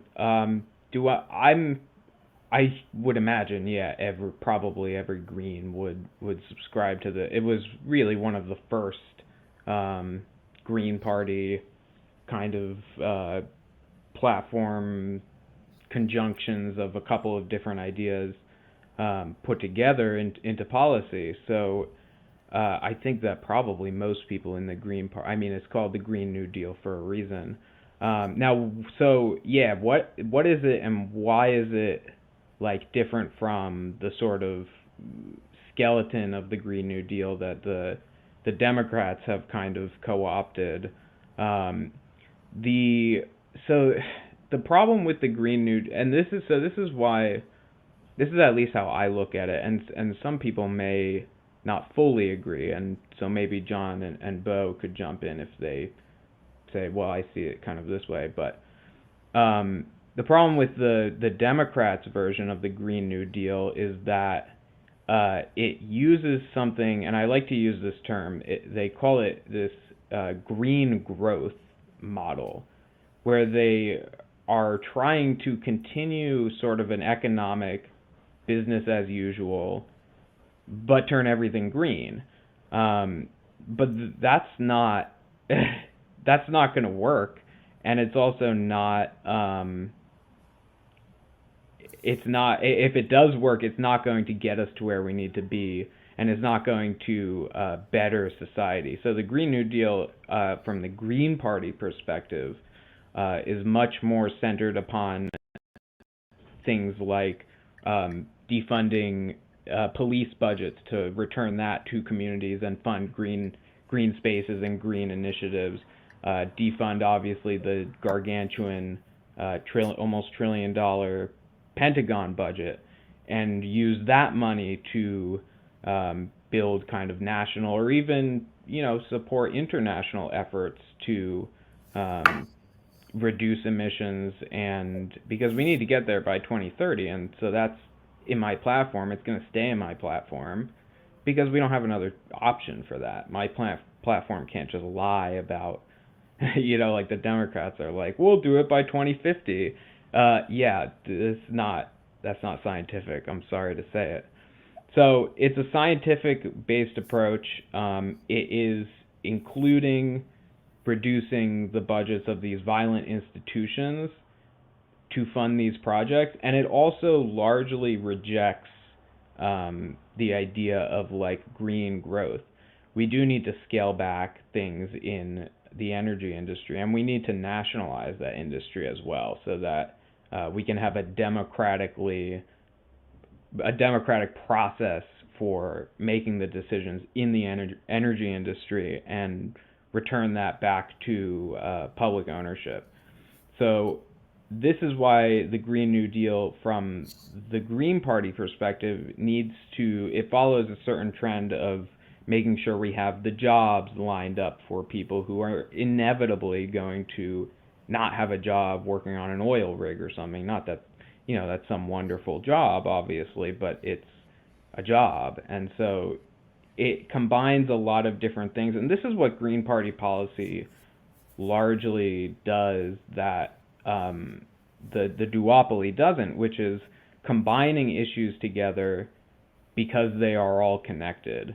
And if you don't have that, then like it's not going to work. So and another example, like I'll just mention the carbon capture idea, that they're dumping investments into carbon capture, which is just delaying the transition to like green energy, and so that fossil fuel companies can rake in as much profits as they can from now until then. And it's not an acceptable version. So that's why the Green New Deal in the Green Party, at least from an ideological perspective, is centered around these much broader issues, because we want to promote green, sustainable living for the long term, and that has everything to do with the military-industrial complex, police violence and police forces and Cop City, and the protection of capitalist interests is totally intertwined with fossil fuels. And I'll leave it at that for now. Let's go to John next, then Beau and Christina, as far as your individual interpretations of the Green New Deal. And when you talk to people on the streets, or if you're talking to my audience right now, or our audiences, what would you emphasize, I guess, within the Green New Deal from your perspective? So I want to kind of like emphasize the air quality. I kind of want to go back to what Ben was talking about when in regards to like how we can change that, and in a certain time span. I'm really focused on cleaning our air quality and also cleaning our water. There's a policy preview on my website, jonforcongress.com. This right here. On my policy page, you can see the Clean Water Act, which is basically going to help clean the entire water system in my district. I would also work with Christina in the Senate to kind of like ensure that we get this done, not just in my district, but also across the state, and then eventually across the country, to ensure that everyone from here to Flint to Palm Springs to Vegas, anywhere, everyone deserves and has a right to clean water. That's one of my main focuses. And then back to the air quality, I did want to talk about, because one thing that we noticed during the COVID-19 pandemic was that carbon emissions went down severely. And I'm talking like atmospheric emissions, like nitrogen dioxide, CO2 emissions, and all of that. It decreased by greater than 60% during the COVID pandemic, when we all had to lock down. And that was just, that was for the entire world. That wasn't just here. But 60%, that's we were breathing good air back then, even though we were on lockdown. And, it just shows how attainable it is, and how if we just switch around how we're manufacturing and producing goods, and we would be able to just fix those problems right away. So that's my feedback. Beau? My biggest criticism with the Green New Deal that AOC put out was it kind of gutted the elimination of nuclear power. I think that, and that was obviously a cave into the nuclear industry. I think that nuclear power had its day. We saw how dangerous it can be when it goes wrong. We now have ways of creating sustainable energy. I don't think that needed to be gutted out of the AOC version, if you will, Ed Markey version of the Green New Deal. Outside of that, there's not much in there I want to complain about. I think that was a big one. It doesn't also have a jobs guarantee anymore that the Green parties did. But I think it is still a great step forward. My complaints are minor in comparison to the big picture. Obviously, I see that, Democrats got their hand in it and made some cuts, like I said. But outside of that, if we can put that in place, to me, it's kind of like Obamacare. It's putting a Band-Aid on a bullet wound, but at least we're doing something now, which will put attention to it, which will then show people that, listen, this Band-Aid's not going to cut this. We need some cause. We need some alcohol. We need some, but we need to get started. And it was a good start proposal, in my opinion. So my thoughts on it is the difference between the Dems and the Greens. Green New Party deal is the Greens made it ethical. So when we're looking at even international relationships, because I'm going to get to domestic too, but in international relations, we wouldn't be causing the harm that we are causing through the climate disaster that the military industrial complex in the U.S. is engaging in.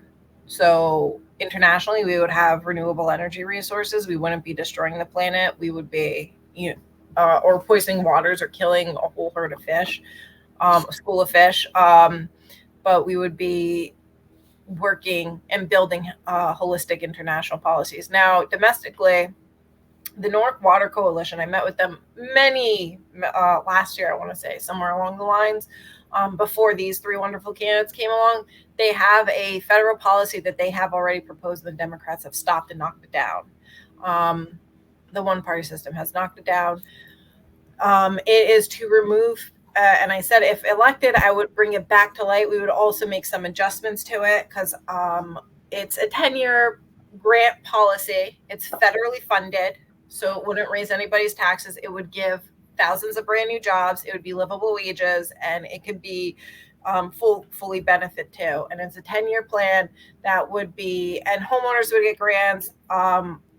Apartment owners would get grants. It would not be a cost out of anyone's pocket. We would be replacing all the pipes, and we would be able to remove PFAS and other chemicals from the water, which is beautiful. And it was so detailed. It was so, the policy was so beautifully written, and we just need to have the people in office that actually care, because clean water also prevents so many diseases.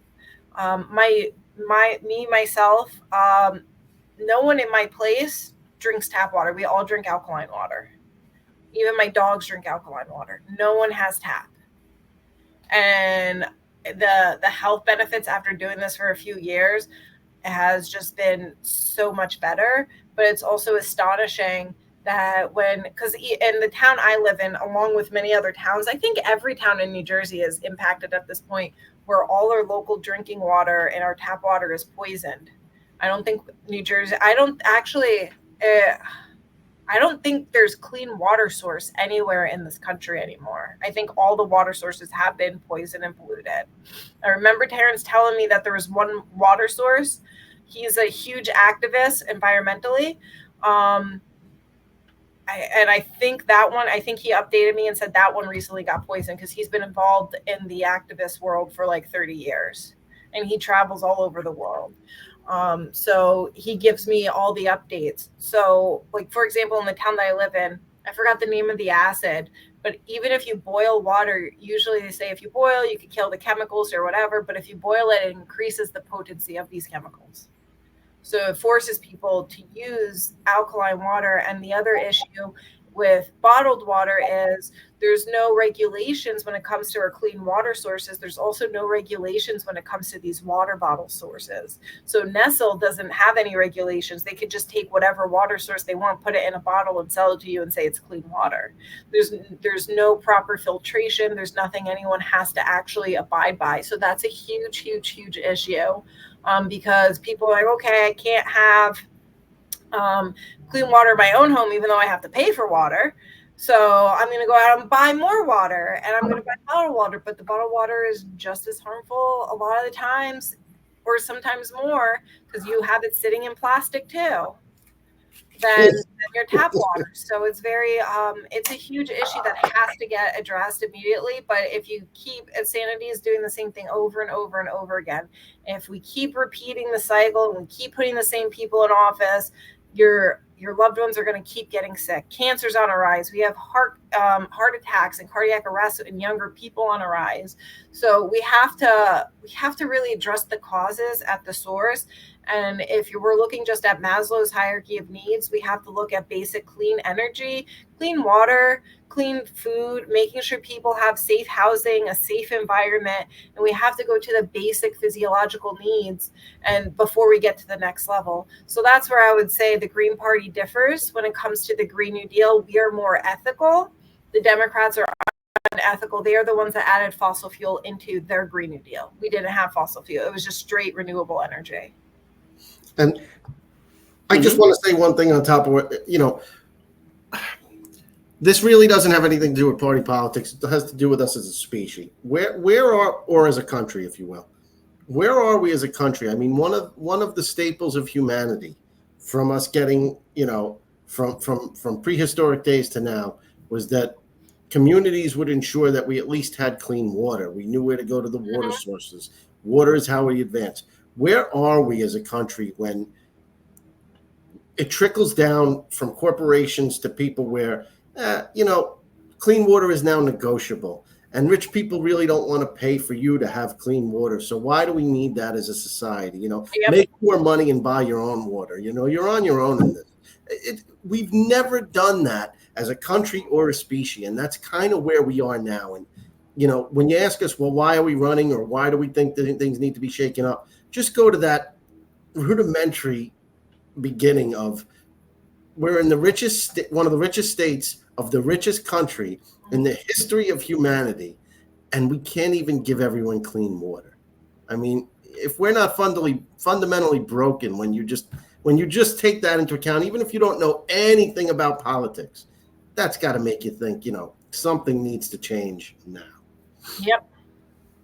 For classification purposes, just so my audience understands, if you haven't joined us so far, Christina Khalil is running for U.S. Senate as a Green Party member, and all the people on this wonderful panel today are part of the Green Party. We have also Ben Taylor running for the 9th House Congressional District for the Green Party as well. These are all U.S. House positions, with the exception of Christina's Senate run as a Green. Beau Forte is running in the 5th District of New Jersey. All 4 of these candidates are within the state of New Jersey.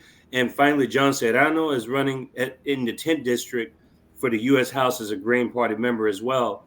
I wanted to mention that because 2 of the people may be leaving the panel relatively soon because of time constraints, and that's understandable. I'm thinking maybe a half hour with this particular interview because we all have places to go. But I did want to get in this question before Ben and Christina, leave us today and say, I'm curious about the perception of the COVID lockdowns within the Green Party, maybe as from an individual perspective, and also the perception of the shots is what I call them. I didn't personally get a shot myself, but I'm just curious where the Green Party stood when it came to people's rights to get the vaccines versus not getting the vaccine, and also the view on the lockdowns themselves? Can I answer that quickly? I'll go Sure, first. I'm going to get, yeah, definitely. So I have the perspective of actually working frontline in the hospital. One, I just by the history of when it comes to vaccine experiments in the United States, we should never mandate any treatment or vaccinations. That goes against human right. Coercion is a version of forcing someone to engage in some activity. So when you're saying, oh, if you don't get this vaccine, you lose your job, that's you're coercing the person. You're forcing them to get the vaccine. There's consequences if they don't. We should not be engaging in that because the U.S. does not have, if you look at the Tuskegee experiment, and I remember they did another experiment with pregnant women, lying to them that was multivitamins, and they were giving them, they wanted to see what was going to happen to the fetus when they poisoned them with nuclear poison. And they said these were multivitamins. So you have a history of unethical practices, and we still engage in unethical practices within the medical field today. At no point should mandating anything ever be possible, but also just on a policy level and a human level, working in the hospital, it was never about the patients. It was always about the profit, because we wound up getting to the point where they said, forget the PCR, knowing that the rapid in the hospital administration knew the rapid was only 50% accurate. So let's double people up. Who cares if the PCR, we later find out that they had COVID. We were putting very sick people in same rooms with people that were COVID positive, and they happened to have a false positive, and administration did not care what we had. And it wasn't also about the safety of the employees. We had very bad PPE, and when one of us died, and this was a huge trauma all healthcare workers went through, and I view us as a family, a surviving family. But when one of us died, water under the bridge. There was nothing for the surviving family. All we got called were heroes, and you get a pen, and then it was policy talk for the next election. Yeah. But where were you when we needed you and we were suffering in the hospital? So I just have to say the lockdown was completely done poorly, ineffectively. There was no thought process. There was no listening to people. These politicians were hiding in their homes safely. They didn't care about the voters. They did not care about the people working in the hospital. They did not care about the people in the retirement home. They did not care, and they could go sleep at night because they are psychopaths. They do not care. They never will. Exactly. That's just my 2 cents from my perspective working. Right. And during COVID, I would like to talk a little bit about my perspective, just as like a college student, even at the time. Well, first of all, college from home was great at first.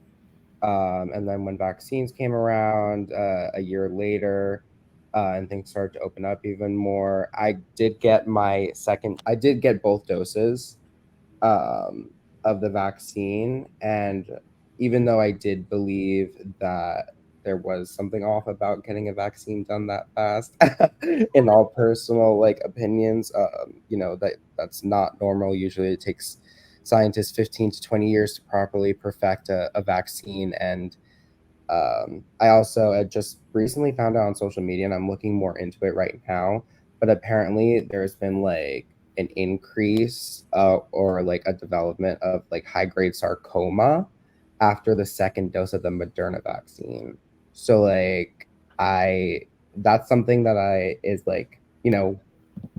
isn't this something that we were saying before? Didn't a lot of people say not to do this, not to get it, this wasn't safe, and now it's just gonna kill more of us because it's what this government has done our entire existence. We've committed multiple war crimes, we've committed genocide, we've killed thousands upon thousands of people throughout our time, and it's time that the United States takes a step back and holds themselves accountable. And I just want to piggyback, you're not an anti-vax person for saying vaccines. Like, people pervert it and manipulate it. Like, you're not an anti-vax person to say a COVID vaccine should not be mandated. Yeah. No vaccine should be mandated. You have the basic ones that are for polio and things that have already been proven to be good. The only way to get people to get vaccines is through education and publicly publishing the results. Right, exactly. That will create a healthy market of competitions through healthcare systems, because you want the vaccines to say, I have the least amount of side effects and I have the best results. Here's my records. And because there's too much secrecy, it's just, no, what the US did was horrendous, and what the world did was horrendous. Yeah, I mean that was our traumatic event. You know how, I guess millennials had 9/11. I guess we have COVID as Gen Z. I would say COVID was definitely a hard hitter. Even just like watching documentaries of what was going on, because I'm a documentary watcher. I will watch documentaries till the very end of my life.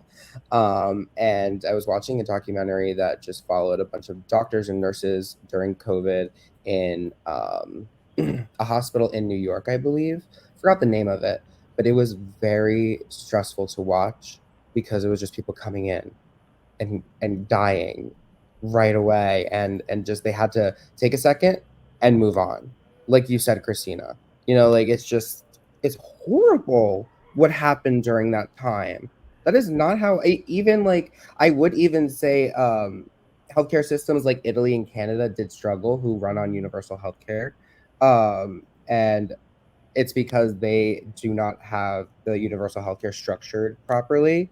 And we need to have it structured in a way that if this were to happen again, we would just know how to handle it right then and there and be able to bite it in the butt, like we have been trying to do with Ebola, like we've been trying to do with West Nile virus. You know, everything. Monkeypox is spreading right now. You know, we're having a monkeypox epidemic right now, and it's been recognized by the WHO as a crisis. And this could turn into a second COVID, really, or another AIDS epidemic, because it does tend to pass through gay men for certain reasons. Not going to get into that, but I just really think we need to be prepared, and our healthcare system needs to be buffed up big time. Let's get Ben in here before he goes, and then Yeah, I want to let hear me, Beau as well. before I gotta Yeah, I before also I have gotta to jump go as out well. here. So, and then Beau will probably tell you a story, but I'll be quick. Oh, I got stories. I mean, yeah, really, I just have like maybe a couple of thoughts about this. The one thing I will maybe kind of say I think that, because I remember seeing that people were worried about how quick that the vaccine came out. But then people were saying that, and these were like scientists, they were, believable people, that when SARS, the original SARS, was a thing, they had been able to kind of work out parts of a potential vaccine for a future pandemic through studying the original SARS.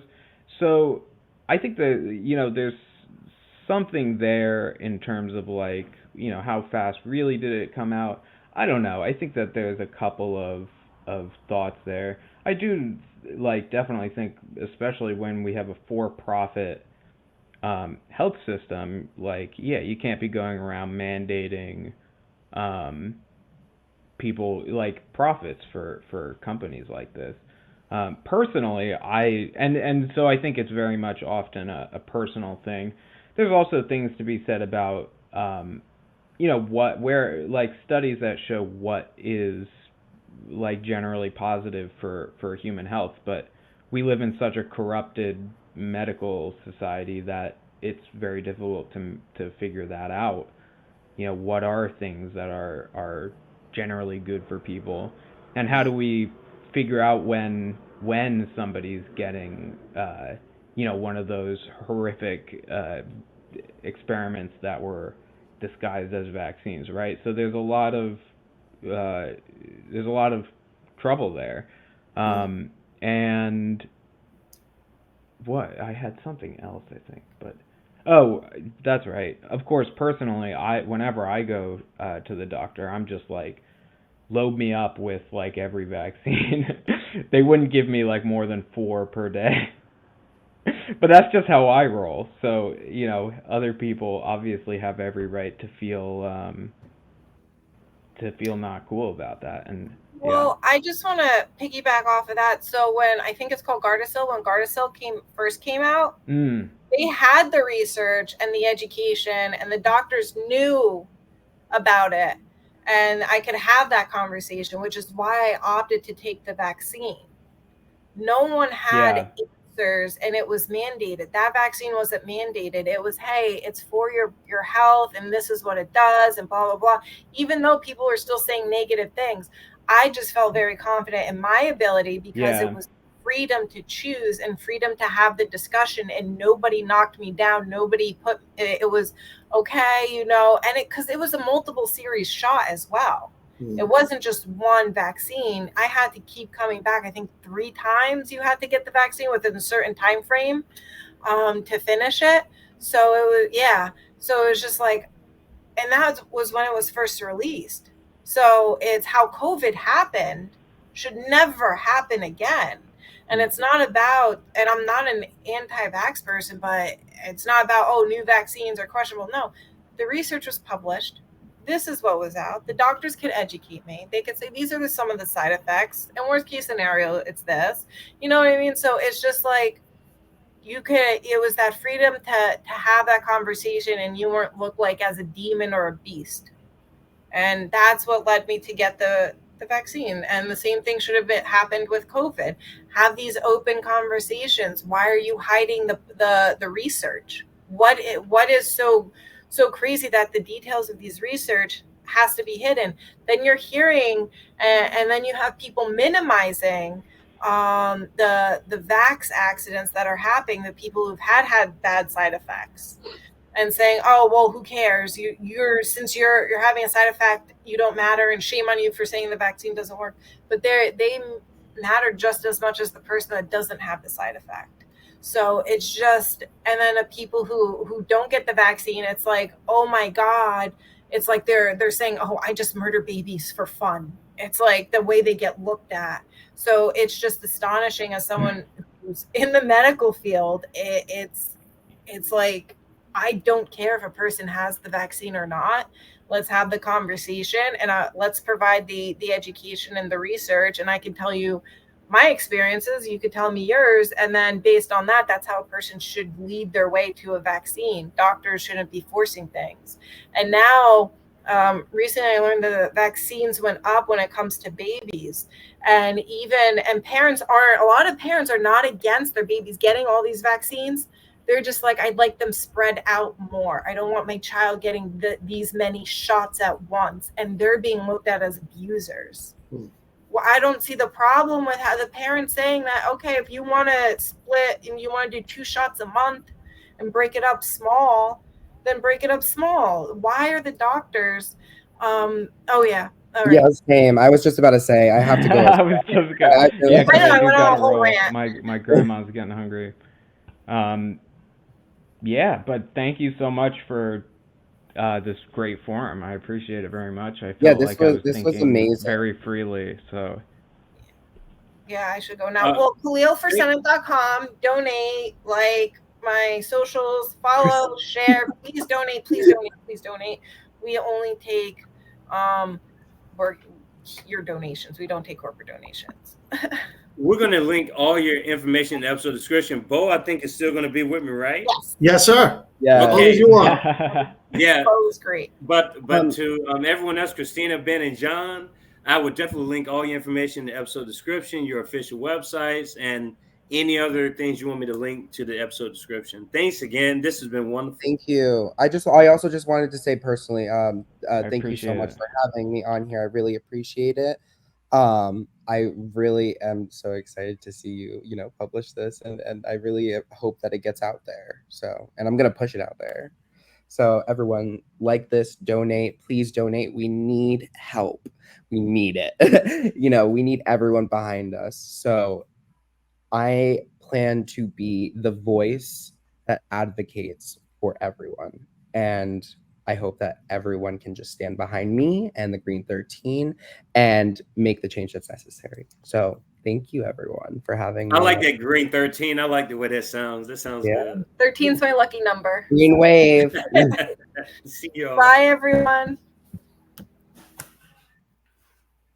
So, So Beau, just the it's two of me us. and you. Awesome. Just the two of us. Yes. So let's. No, Yeah, you so- don't want me to sing. I'm sorry. No, you're good. So what was your experience with the whole COVID experience? The mania and everything else around it. Very different. Just because, again, being my father's medical proxy at the time. Now he got a kidney transplant in 19, right before the shutdown. My son was born on December 26th of 19, so it was a crazy time. And then 3 months later, we have the shutdown. Now, I flew to Nashville in February for my job at the time, and I'm pretty sure that when I got back, I had COVID. It was a really strange episode where it felt like someone tied a belt around my chest, and I couldn't take a deep breath. I had a cough like I never had, didn't have a fever, anything like that. And I didn't even think it could be COVID because in February, nobody was really talking about that yet. And then in 3 days, it was gone. After 3 days, it was completely gone. It was the weirdest thing. But during the shutdown, I wouldn't ever mandate. I wouldn't force a vaccine on anybody. I thought that was wrong. I did take the vaccine. I never got boosted. My wife took the vaccine. I don't know if she got boosted. My father, as a kidney transplant recipient, they gave them priority. He took the vaccine. He got boosted every chance he got. He was a real believer in the vaccine. I don't blame him. I wasn't in his position with a donated kidney. The things that now this is where the country was a little ignorant. A year after the shutdown, when they opened back up and people were getting vaccinated, if anyone knows anything about renal patients or renal failure or kidney transplant recipients, they are recommended whenever they are in public to wear a mask. I do remember there were incidents where my father was in public with a mask on after the mask mandates were shut down, and he was told, people would call him out and be like, hey, the mask mandate's over. You're being stupid. You're this and that. So ignorance does reign a lot, and it causes a lot of emotions. Again, I wouldn't mandate a vaccine. I also don't understand why we didn't work with other countries. Apparently, Cuba had a vaccine. Don't know what the side effects to that were. Don't know, anything about it really, other than they had one that seemed to be effective. I'm sure other countries had it too. This is where politicians and money get too involved in public health. We do need to work together more. We might have had a better vaccine out there if it wasn't just Moderna and Pfizer that were forcing us to do it. I don't think we know the long-term effects of that. I was also very upset with people who wanted to end mask mandates. It was a small sacrifice. This is something that helps people. I had 2 young kids that had to go back to school. I did not know, and nobody still knows, the long-term ramifications of what's going to happen when you get COVID, whether you're vaccinated or not, 10, 20 years from now. Is it going to attack organs? Is it going to, what could it do? So people who were like, we got to get kids back in school and we got to end mask mandates.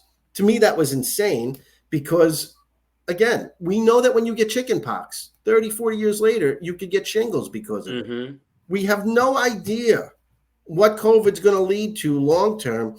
I'm 48 years old. Maybe it'll lead to nothing for me.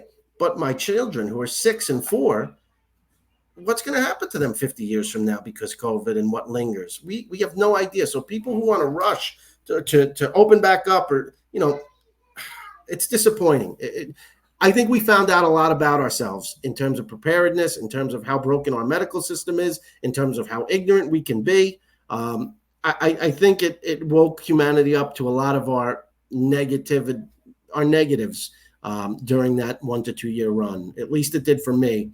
And hopefully it did for a lot of people too. Because, the next thing that comes along, if we don't change drastically, we're going to be in the same position, if not worse. We're lucky that COVID, as dangerous as it was, as many people as it killed, was not Ebola or something that has a very high death rate. COVID's death rate, I think, was 10%, and the majority of that 10% was among very sick people. So my father would have been someone who was high risk with the, renal failure, kidney transplant, but anyone in that position, I think the 10% was mainly made up by elderly and sick people, but still, there were people that I never knew had an illness, didn't have any, 50 years old, and they got COVID and died. So, I mean, if we get something that's worse than that, we have to be far better prepared in so many ways, or else it's going to do the same thing it did to us here and probably a lot worse.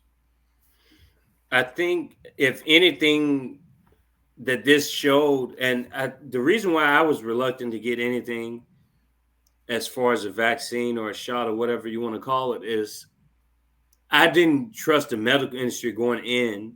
And unfortunately, the system that we have, and you alluded to it yourself, there were other countries who had more effective methods, I think, but because of political differences and everything else, the thing about it, these industries are politicized, even the medical industry. Yeah. And with that comes a lot of baggage that is not just strictly science to that point. You're injecting politics and everything else into this. And that, I think, was a real reason to give the skeptics, I guess, some credibility. I mean, I don't even like to see it from that perspective. Skeptics, right? I mean, this is your health that we're talking about. We're talking about people like dying and people making decisions about like their future. Like you could possibly die because of this decision, and people are being shunned because of the decision that they made. Yes, but the vulnerable were definitely targeted, is what I call it. I have my own views about how this even happened and like what were the purposes behind it. I don't think that this was something that was just out of thin air. I think that there may be even more like sinister things involved with it, but we would never know the full details of it. At least not anytime soon. Not anytime soon. But I feel like we're in a culture where we react to things as opposed to being proactive. Totally. We're always reacting to the next crisis. We don't anticipate the crisis, we react to the crisis. And I feel like we've been doing this ever since the wars have really gone, ever since Vietnam, really, in my lifetime.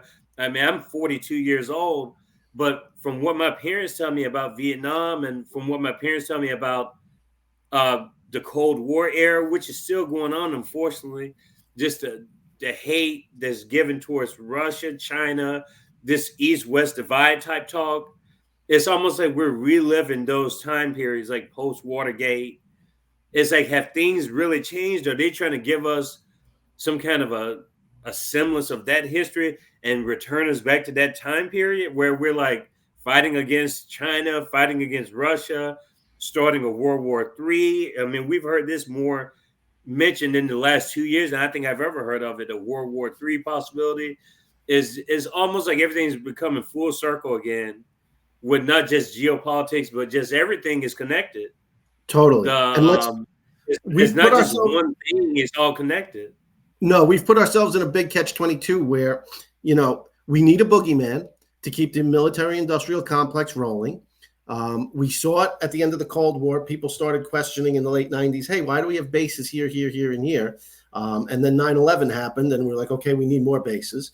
But, let's say that we had our way and we were right and we shut down bases. Now where are we going to give these people jobs? So we're going to bring a lot of people home, and now they're not going to have jobs. So we've put ourselves in a real catch-22 where we need to have bases everywhere, and we need to, so these people have jobs. I mean, I don't know how many people are in the standing military and bases around the world, but it's got to be a couple million.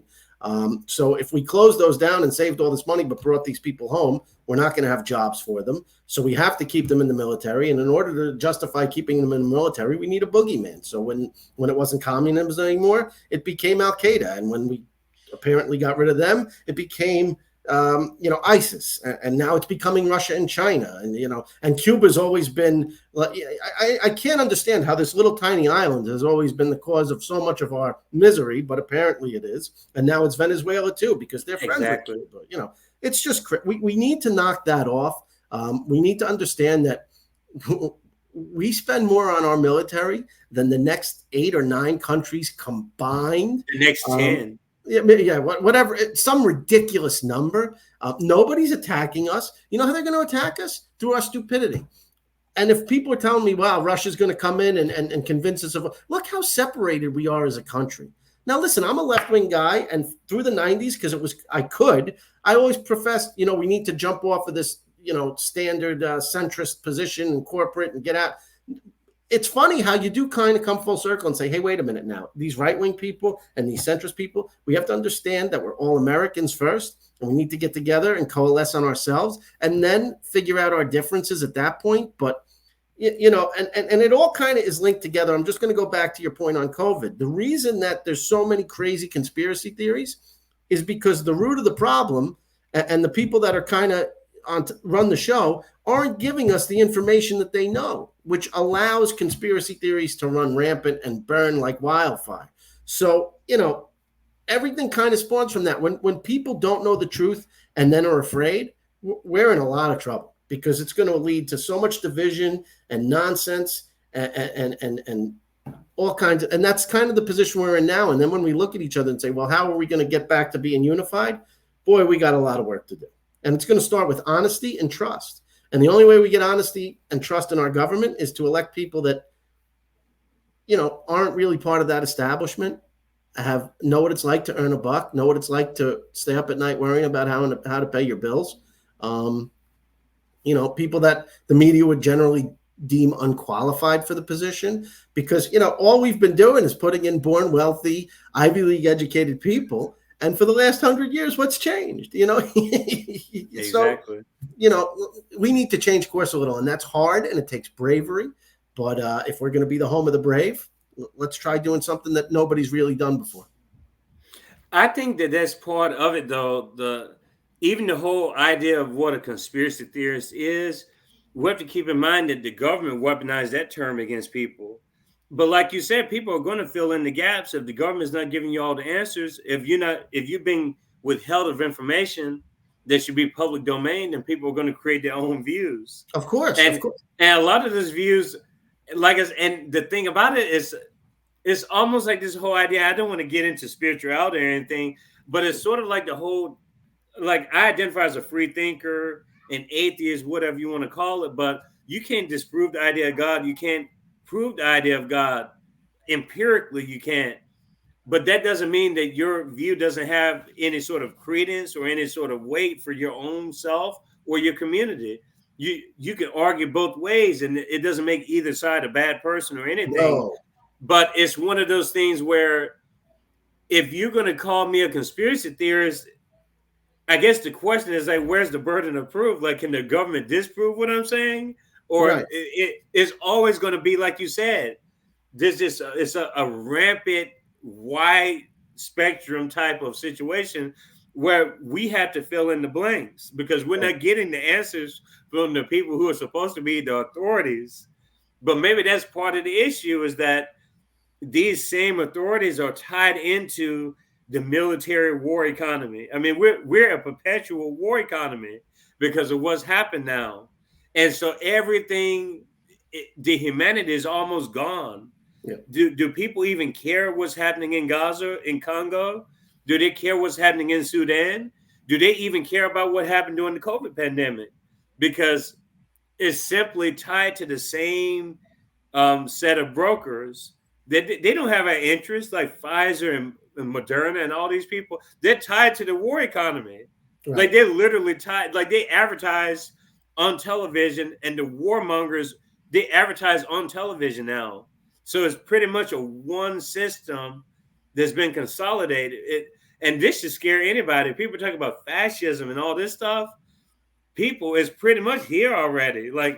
And now that they're shutting down platforms, they can't let you speak freely about things. What do you think this is if it's not totalitarianism? Don't kid yourself. What is it? Yeah, fascism has been here for a long time. It didn't come with Donald Trump. It came when corporations were able to buy both points of view, both sides of the aisle, and no matter who you vote for, you're getting the same result. Fascism's been here for quite some time, and it's how do we get rid of it? There's smarter people than me that can answer that. But we're deeply ingrained in it. 100, 200 years from now, when people look back at this time, they're going to see it. And they're going to wonder, wow, how did people, live through? When you look back in time and you see tyranny, and you're like, wow, how did people deal with that? And why didn't they change it? Well, you're kind of seeing that. You're in that system right now. And what do you do? And it's even more intense now, because there's ways that they can watch you through your finances. Credit cards. It's funny. Remember, cash was king. Now nobody takes cash. Why is that? Why did we get led? Well, let's be honest. Because banks get a taste of every transaction that's made with a credit card. And also now everything you do can be watched. So, I mean, we're in a very intense time. The only way I can see that we try to get out of it, again, is through trust and political freedom of some sort, and electing the right people. I think one of my issues, and I don't want to give myself a plug here, but one of my issues that nobody talks about really is expansion of Congress. And the reason I talk about that is in 1920, we had about 106 million people in this country, population, and those 106 million people had 435 members of Congress representing them. Today, we have 330 million people, and those 330 million people have 435 members of Congress representing them. We stopped expanding Congress with population growth. So what that enabled was, you have, like in my district, you have congressional representatives who don't have to listen to their constituents. The guy I'm running against gets over 99% of his campaign financing, according to Open Secrets, from outside the district or from PACs. So what does he care that, people in this district don't really like him? It doesn't matter. The machine vote's going to come out. Democrats are going to see D. They're going to vote for him. And that's the way it's going to be. And they're going to convince themselves that they did the right thing and move on with their lives. So, we're in tough times right now.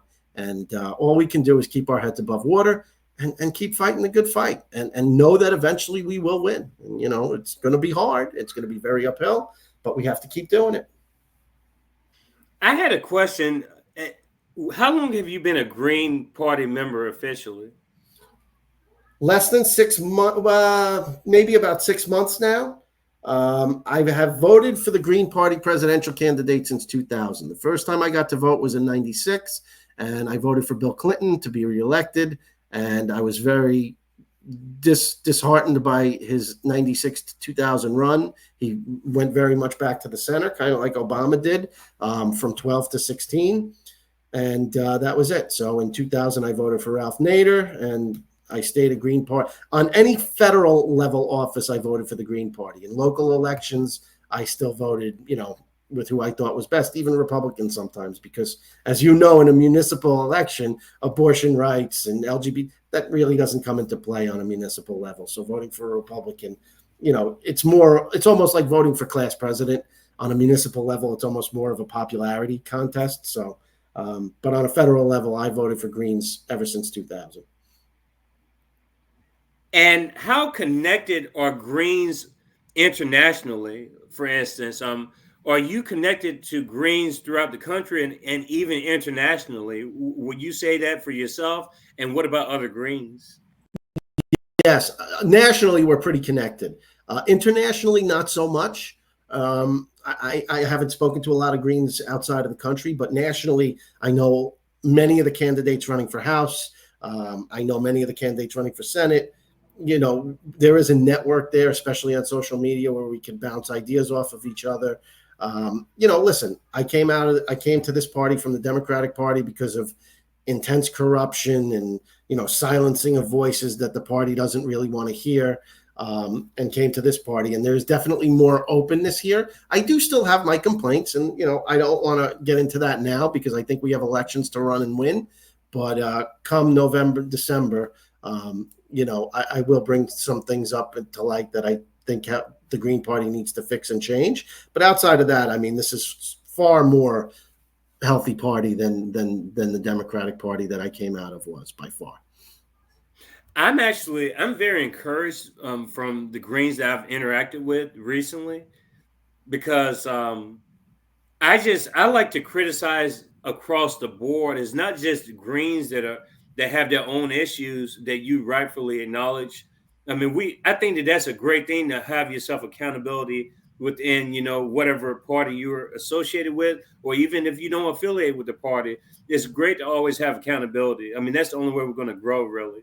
Right. And that starts with myself too. And what we try to do on this show, take in the criticism and move forward, and build on that. Sure. But I'm encouraged by the visibility aspect, the fact that people are willing to come onto the show. Like I said, we've had people from all different degrees come onto the show at the presidential level, even not across the spectrum, outside of the two parties. I mean, I almost got Kennedy to come on, and it was just a matter, I think, of logistics, because I know that RFK was getting a lot of different interview requests at the time. Mm-hmm. And some of this is a timing thing. I mean, the fact that I've gotten Cornel West on twice, I'm That's probably awesome. going to get Jill Stein on twice. And I've tried to get other people on as much as possible. But I've seen people, I'm not going to bring, names into it, but I've seen a reluctance of people to come on the media. I don't think you can get too much media at this point. No. Would you agree with that? I would 100% agree with that. What would go into people not wanting to go on different platforms multiple times? Would be my question. Yeah, I mean, I think it depends. I think that's candidate to candidate and party to party, really. I think if you're in the Green Party or in the Libertarian Party or in the Reform Party or any of these third parties, yeah, you'll go on. I mean, I would go on Tucker Carlson's show just because of the site that I would get. And I think nothing good of Tucker Carlson. But then I think that if you're Kamala Harris or if you're Donald Trump, you can more or less call the shots and have the media come to you as opposed to you going to them. So obviously they're going to do whatever makes them look best. It's unfortunate. But I think, again, it depends on who the candidate is, who the party is, and what position they're in. So, you talk to someone like me or Ben or Christine or any of us who I feel the media has actually been intentionally shunning us and stifling us. We're going to go anywhere we can. Now, I did a podcast or whatever, a show with a guy here in New Jersey, very right-wing guy, big Trump supporter. I don't want to say his name because I don't know if you want to give him the plug, but he was very fair with me. We had a great talk for like an hour and a half. And I'm trying to talk the Green 13 into all doing a town hall with him as the moderator, because he'll challenge us, but he'll be fair and we're right and he's wrong. So it should be hard for us to put him in his place. And he would probably say the same thing. And that's what it's supposed to be. So, I long to go on shows where I'm going to be challenged, as opposed to like when I did Howie Hawkins' podcast, the Green Party presidential candidate for 2020. We had a great conversation. It was very easy, but there's no challenge there. You're not going to really learn much about me unless I'm being challenged. So I encourage that. Again, I'm not a politician, so, I'm not too worried. I think I look bad all the time anyway. So if you make me look bad in my politics, it's just par for the course. But I know I'm right. So even if you can make me look bad or here in person, you're not going to be able to challenge the facts and numbers I bring to you, because they are what they are. I mean, facts. It's sad that everyone's picked up this term, but it's true. Facts don't care about your feelings.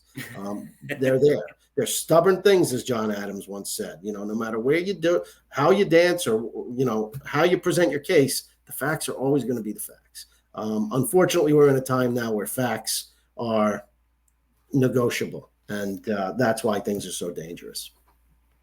I don't follow I follow politics very closely, but when it comes to the parties, I know that there's been a lot of drama with the Green Party, and I had to ask this question, like, what happened to Howie Hawkins? Like, why is it that, because I supported Hawkins in 2020, and then it just seemed like Jill Stein all of a sudden just came out of nowhere. Like, I know she's ran before for office, but what happened with that? Did Hawkins just not want to run in 24, or was it just already predetermined that Stein was going to be the candidate? Okay, so I'm going to give you the best knowledgeable answer I can give you, and I'm pretty ignorant to this because, again, I joined the party 6 months ago. Jill was already going to be our candidate, as far as I understood. I don't think Howie wanted to run again. Now, from what I understand, and again, I'm taking this third party, there were a lot of people in the Green Party that weren't in love with Howie Hawkins because of some of his positions on aiding Ukraine and things of that nature. I don't think Jill, from what I understand, again, now you're going to want to ask her this if she's on. I don't think she wanted to do this again, but didn't see anyone else stepping up to the plate. So did. I wasn't thrilled with the Green Party's nominating process. I will say that. She was pretty much ordained, even though we did have sort of an open forum. We didn't really get to hear, know, or have a debate with the other candidates. So I was a little disappointed with that. But again, we're the Green Party. It's not like, we have resources to hold open debates and forums and make sure everybody knows every candidate. Hopefully in 28, we're a little better than at that. I support Jill still.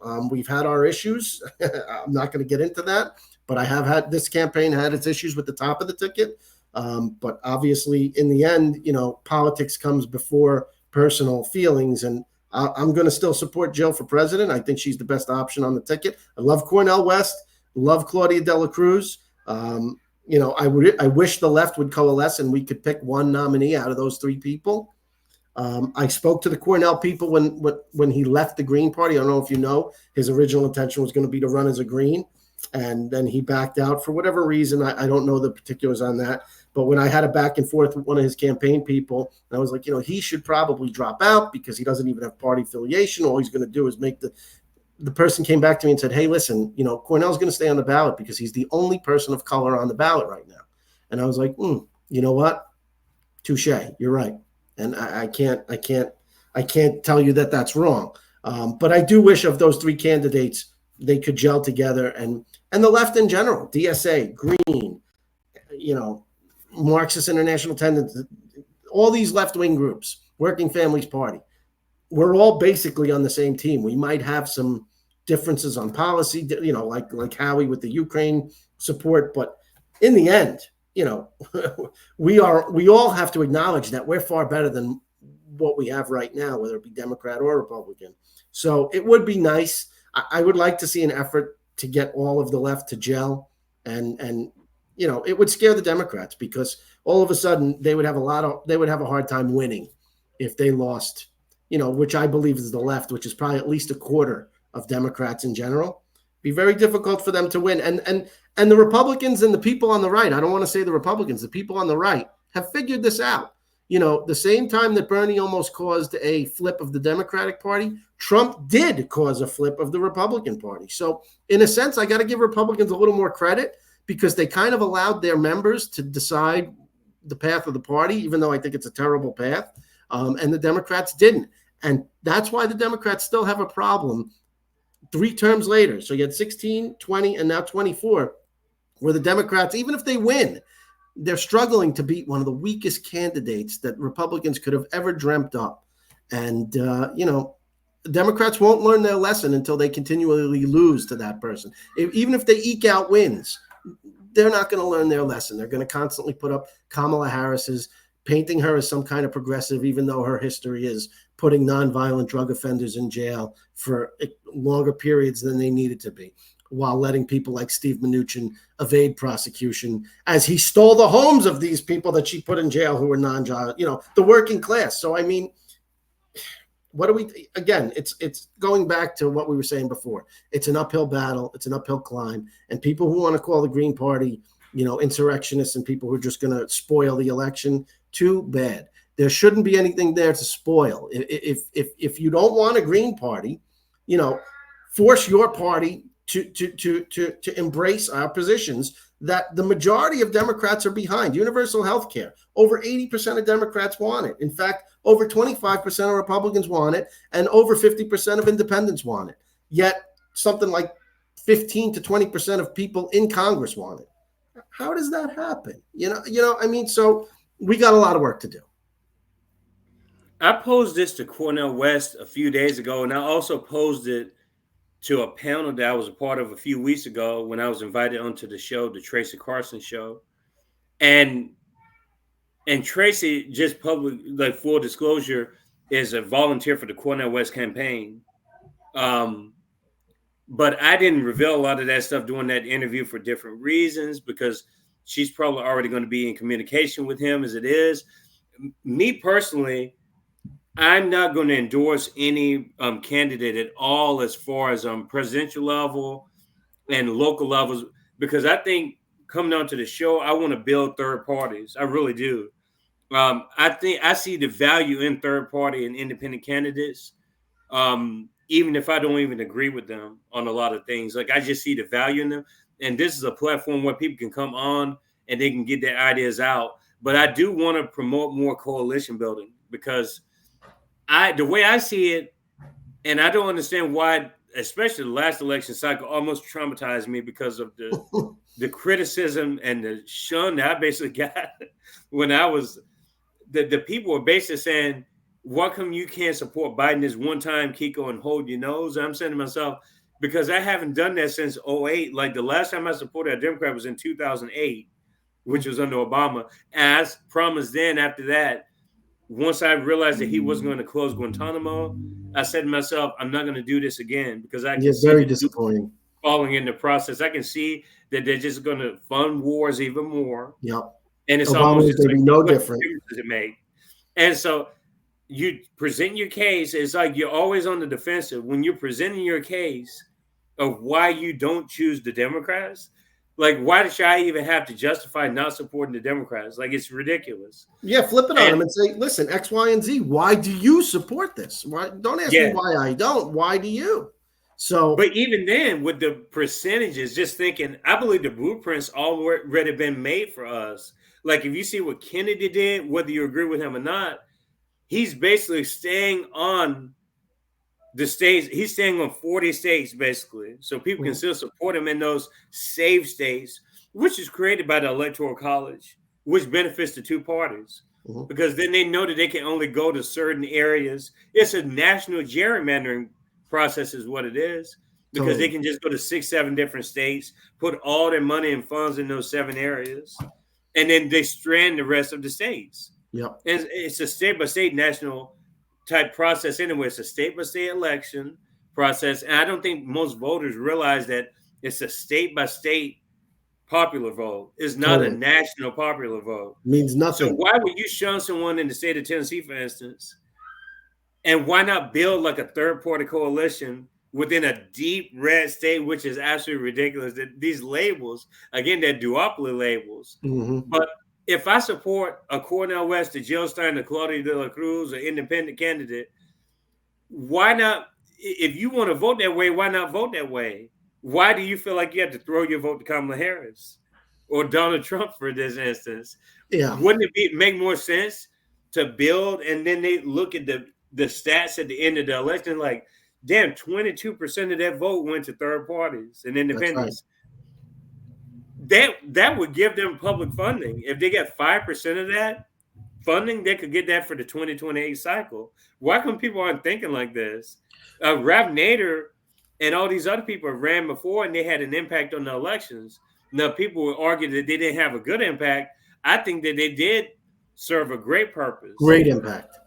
But they don't see it. Even Ross Perot, when he ran, that campaign freed up $29 million of funding in the 1996 election because of the run in 1992.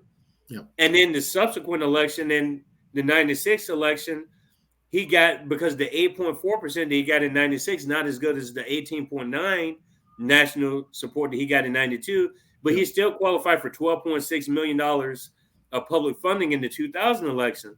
People have to look at it long term. Yes. The effects that this could have on just equaling out the money supply, which there's still not going to be a level playing field, but people are even upset that could be a possibility for third party candidates and independents. Like, how do we change that mentality? Again, first and foremost, expansion of Congress. Okay. So we just talked about gerrymandering districts.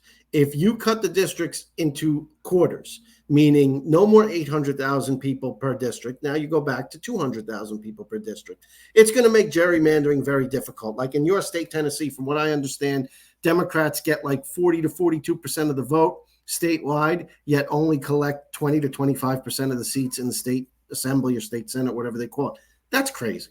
If you get 40 or 42% of the vote, you should have 40 or 42% of the House. I mean, that's just the way it should be.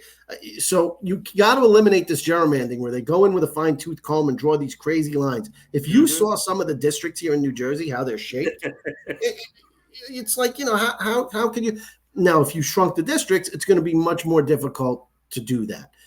You're going to restore faith in government because it'll be harder for candidates to hide from their constituents. Again, in my district here, it's very rare that Josh Gottheimer goes out in public. Now he's doing it now because for the first time, he's been in for 8 years. This is the first time he's got a real left-wing opponent on the general ballot.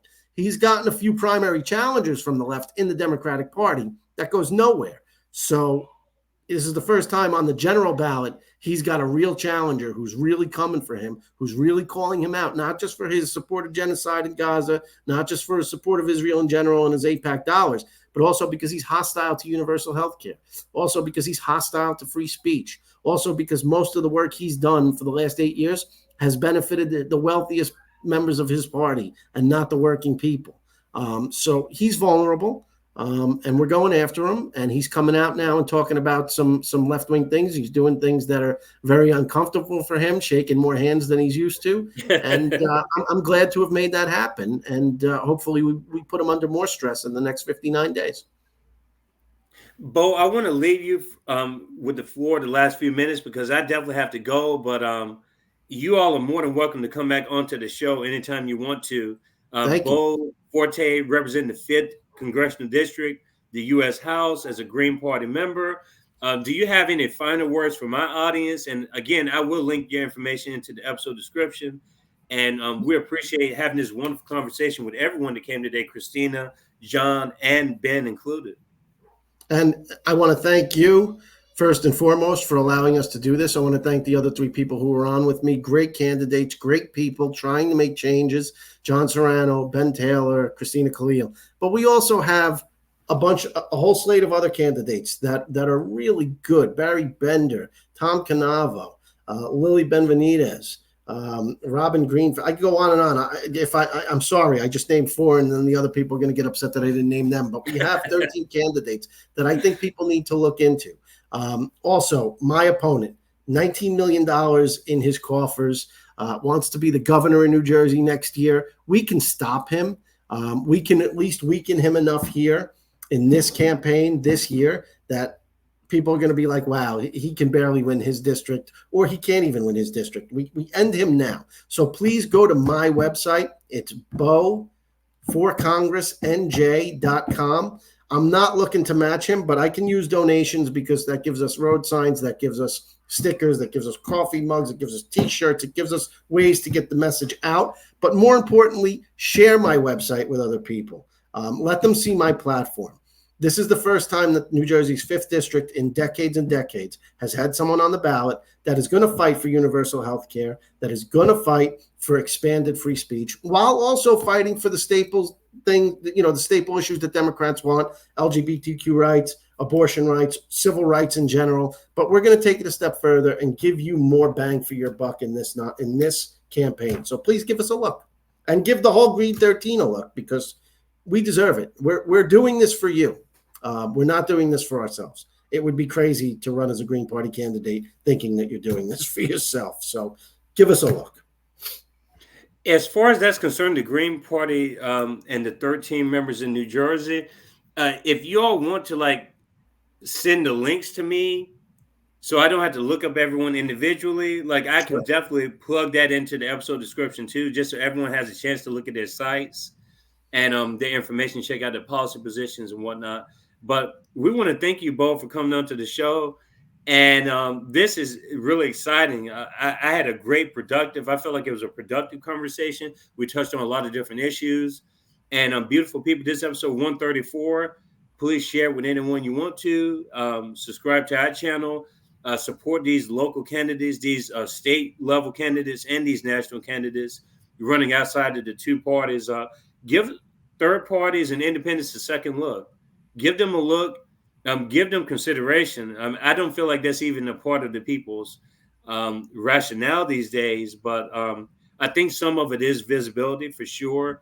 The media not even wanting to take the time to interview people because they're so concerned about their revenue streams, as opposed to, giving people an open forum or a platform to be able to voice their differences and similarities, and giving people elevation That's what we need. We need a free press. Julian Assange. We need a free press to where dissident ideas, which they really are dissident, if they become more popular. There are popular positions within this society that originated from third parties. They didn't originate from duopoly candidates. So the only way those ideas are going to be mainstream is if we allow them to be mainstream. That's right. So we have to think about that down the road. But enjoy the rest of your day. I know we have places to go, but cheers, everybody. And I enjoyed this conversation. Please share with everyone you want to. Cheers. Have a beautiful day. Thank you. Thank you, sir.